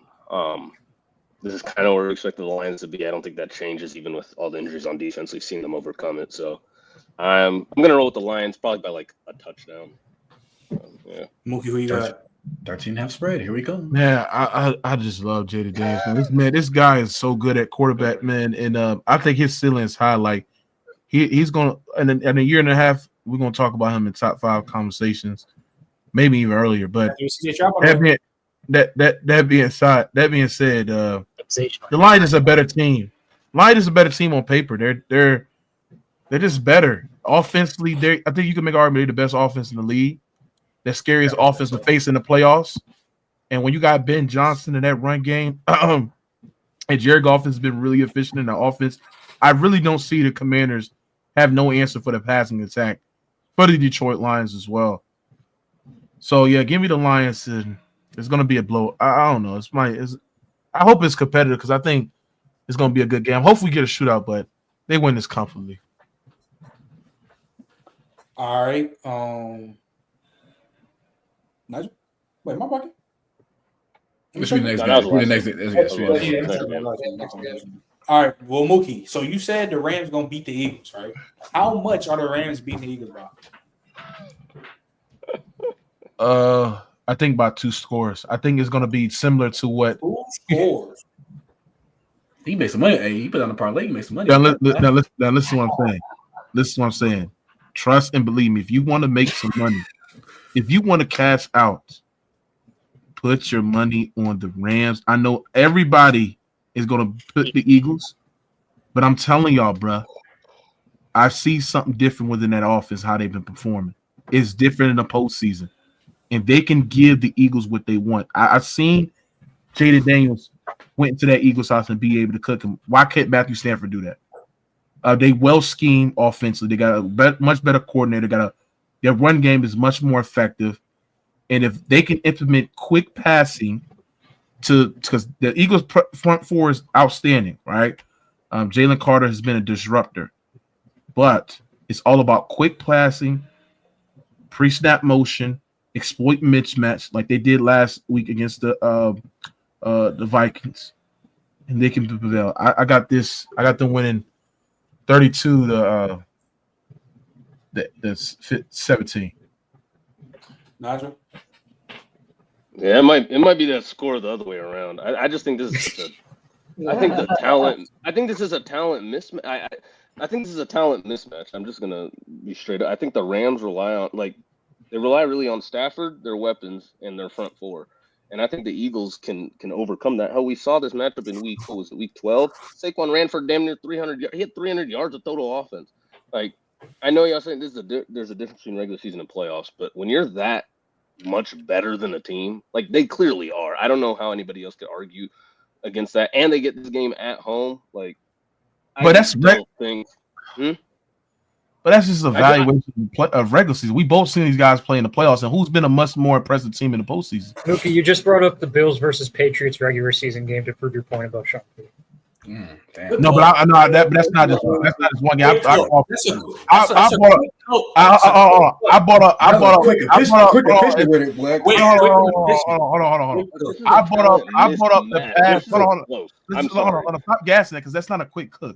brought up past reasons of Sean Payton because that's how he performs. That's how he executes play calls. That's how he calls. This is how the Eagles perform.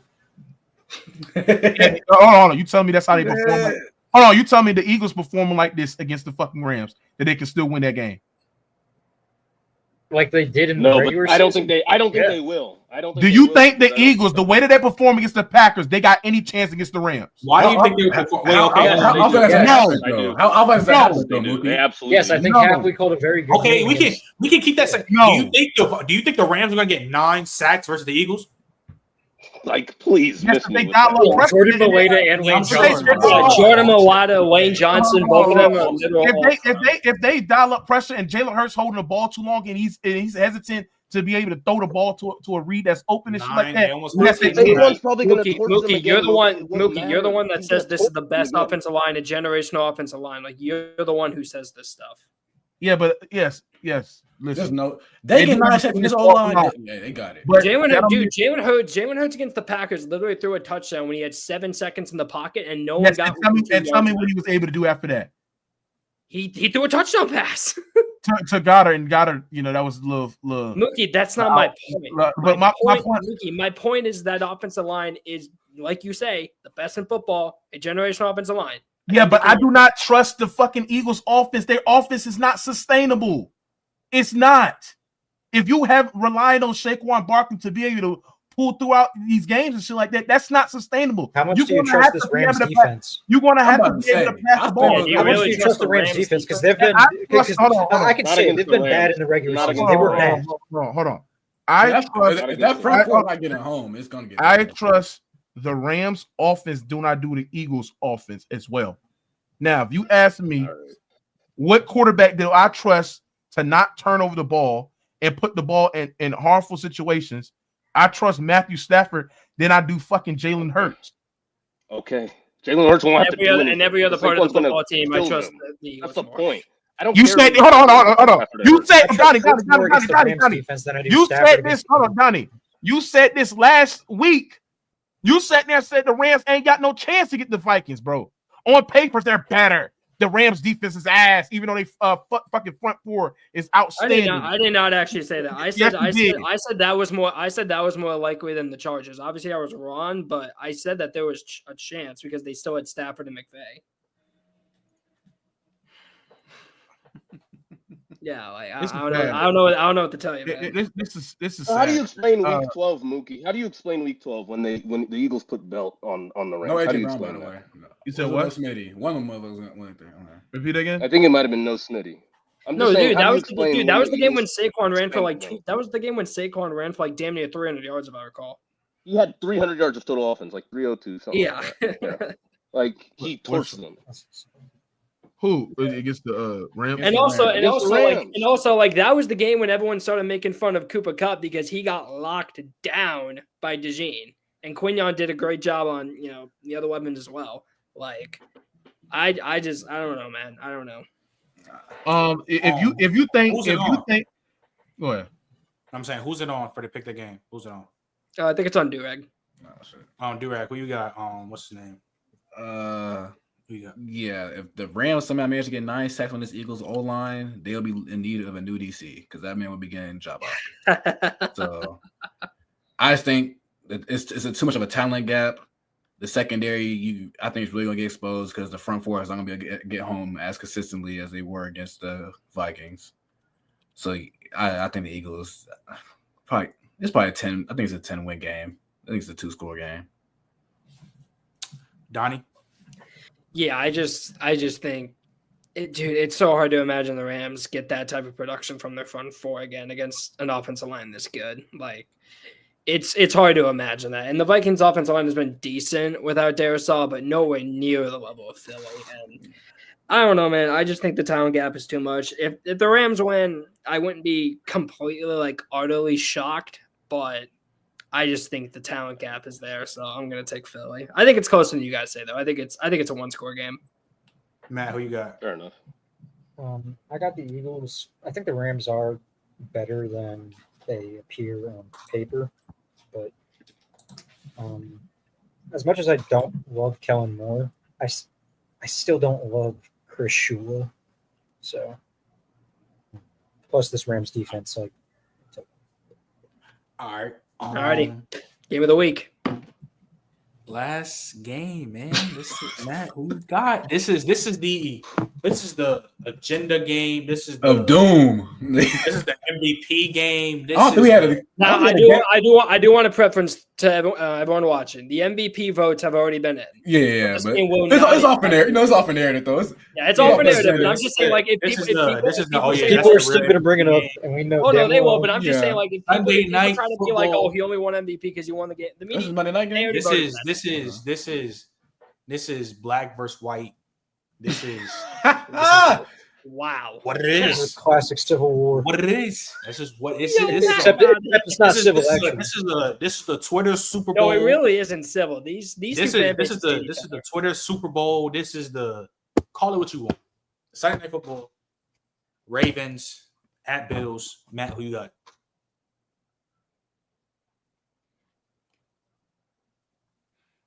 I don't want to pick some. You said what? I don't even want to pick anybody. You got to, and there's no time. I don't want to either. I don't want to either. I just want to sit back and enjoy. I think. Go ahead. Okay. I'm gonna say the Ravens. I think for the most part, this game is pretty even, but I think the Ravens' run game is going to give them a slight edge. I think this is going to be a close game. Donnie? This is the game of the year. Like, we can sugarcoat it, all this stuff. This is the game of the year. This is the game that, honestly, I think everyone can agree. If this was the AFC title game, I think we'd all be thrilled. Like, we would all be thrilled. This is going to be the most entertaining game of the year. I know a lot of people are saying, look how it went last time, Buffalo got killed. I think Nigel brought up a good point. It was a short week for Buffalo. They were missing their top 4 defensive players. It was rough. I never really thought they stood a chance. And I think the Rams roster is better.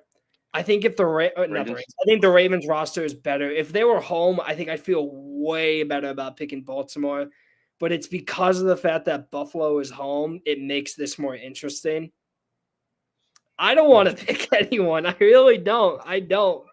But if I have to choose someone, I think I just have to go with what my narrative has been all year. And I'm going to take Buffalo. I don't feel great about it. I don't feel great about it. I wouldn't feel good if I picked Baltimore either. But I got to go with the narrative. So I'll take the Bills. Yeah, your family would be very upset with you. Oh, I bet they would. Direct. And like I just said, because I just see Eagle Nation come in the chat. Do people forget what happened last time? I don't think that's such a fair comparison to put, because since then you've got Matt Milano back, so that's gonna be more help against the run. I think that's gonna be a big X factor. Zay Flowers playing. Are they confirmed what his status is gonna be yet? I don't think he will. It sounds like he has a 50-50. I don't know. I actually haven't even seen. I mean, we'll know tomorrow. I don't think they'll start practicing tomorrow, so we'll know what it says. But even if he does play, he's not gonna be. He's not. I guarantee he's like 60% that most. So yeah, if I'm, that gives you more leeway to key in on the run game. They were just quick to get him out against Pittsburgh. They were quick. They said, "Yeah, he's not playing. He's not." So I don't know. So Zay not playing, that gives you more leeway to just key on the run game, and you just let Bateman beat you. Bateman beats you. I mean, kudos to Lamar and Bateman. Yeah, I think Josh Allen's gonna put up. I think he's gonna be able to put on the effort enough, especially in the postseason. And what I've known him to do in the postseason, I think he's gonna be able to put points up to where the Ravens aren't gonna be able to run the ball as much as they were in the first meeting. So I don't think the run game is gonna be as effective as everybody thinks. I think Buffalo gets this at home. It's gonna be a hard fight out though. Game for the generations. The agendas of doom. But I do think we will get. I think we're gonna get Mahomes to Josh Allen. What, part 4, part 5 at this point? Too many. Yeah, so I think we get that. I think that's gonna be the AFC Championship game. All right, Nigel. You said what? Okay, not bad. It just comes down to if. Am I good now? Because my. Yeah, you're good. My network was blank. All right. But I was so my I don't know. My big point is just that you have to take. I feel like you have to take Lamar and Derrick Henry out of their game in order to get this one. Like, I just don't think you can leave. I don't think you can let Derrick Henry like run the ball like crazy. Yeah. I don't want to use the Steelers game as an example because it was just bad like from the start. I don't think it'll be that bad for the Bills, but if you can't force it to become force the game to become like Lamar throwing the ball, which he's obviously done well, arguably better than anybody this year, but like him and Derrick Henry exchange and like that is what kills teams. And if they're able to do that, I just don't. Even with Josh Allen being Superman, I just don't see a way that the Bills win. This will definitely be close because I believe in Josh Allen, because I believe in really their offense as a whole with James Cook. But I just don't see that defense taking them out of their rhythm, even without Zay Flowers, even if it is just Bateman and Nelson Aguilar and those guys out there. So I'm gonna go Ravens, get a win on the road and get a rematch with the Chiefs. I just want to do it. I can't wait to watch that Ravens and Bills game because I'm excited. I'm excited to see if those offensive line plays as good as they did versus Denver because Denver's D line. There's definitely gonna be some agendas that's gonna be out. It's gonna be funny. Let me say this last. Still find a way to talk about Mahomes in this game.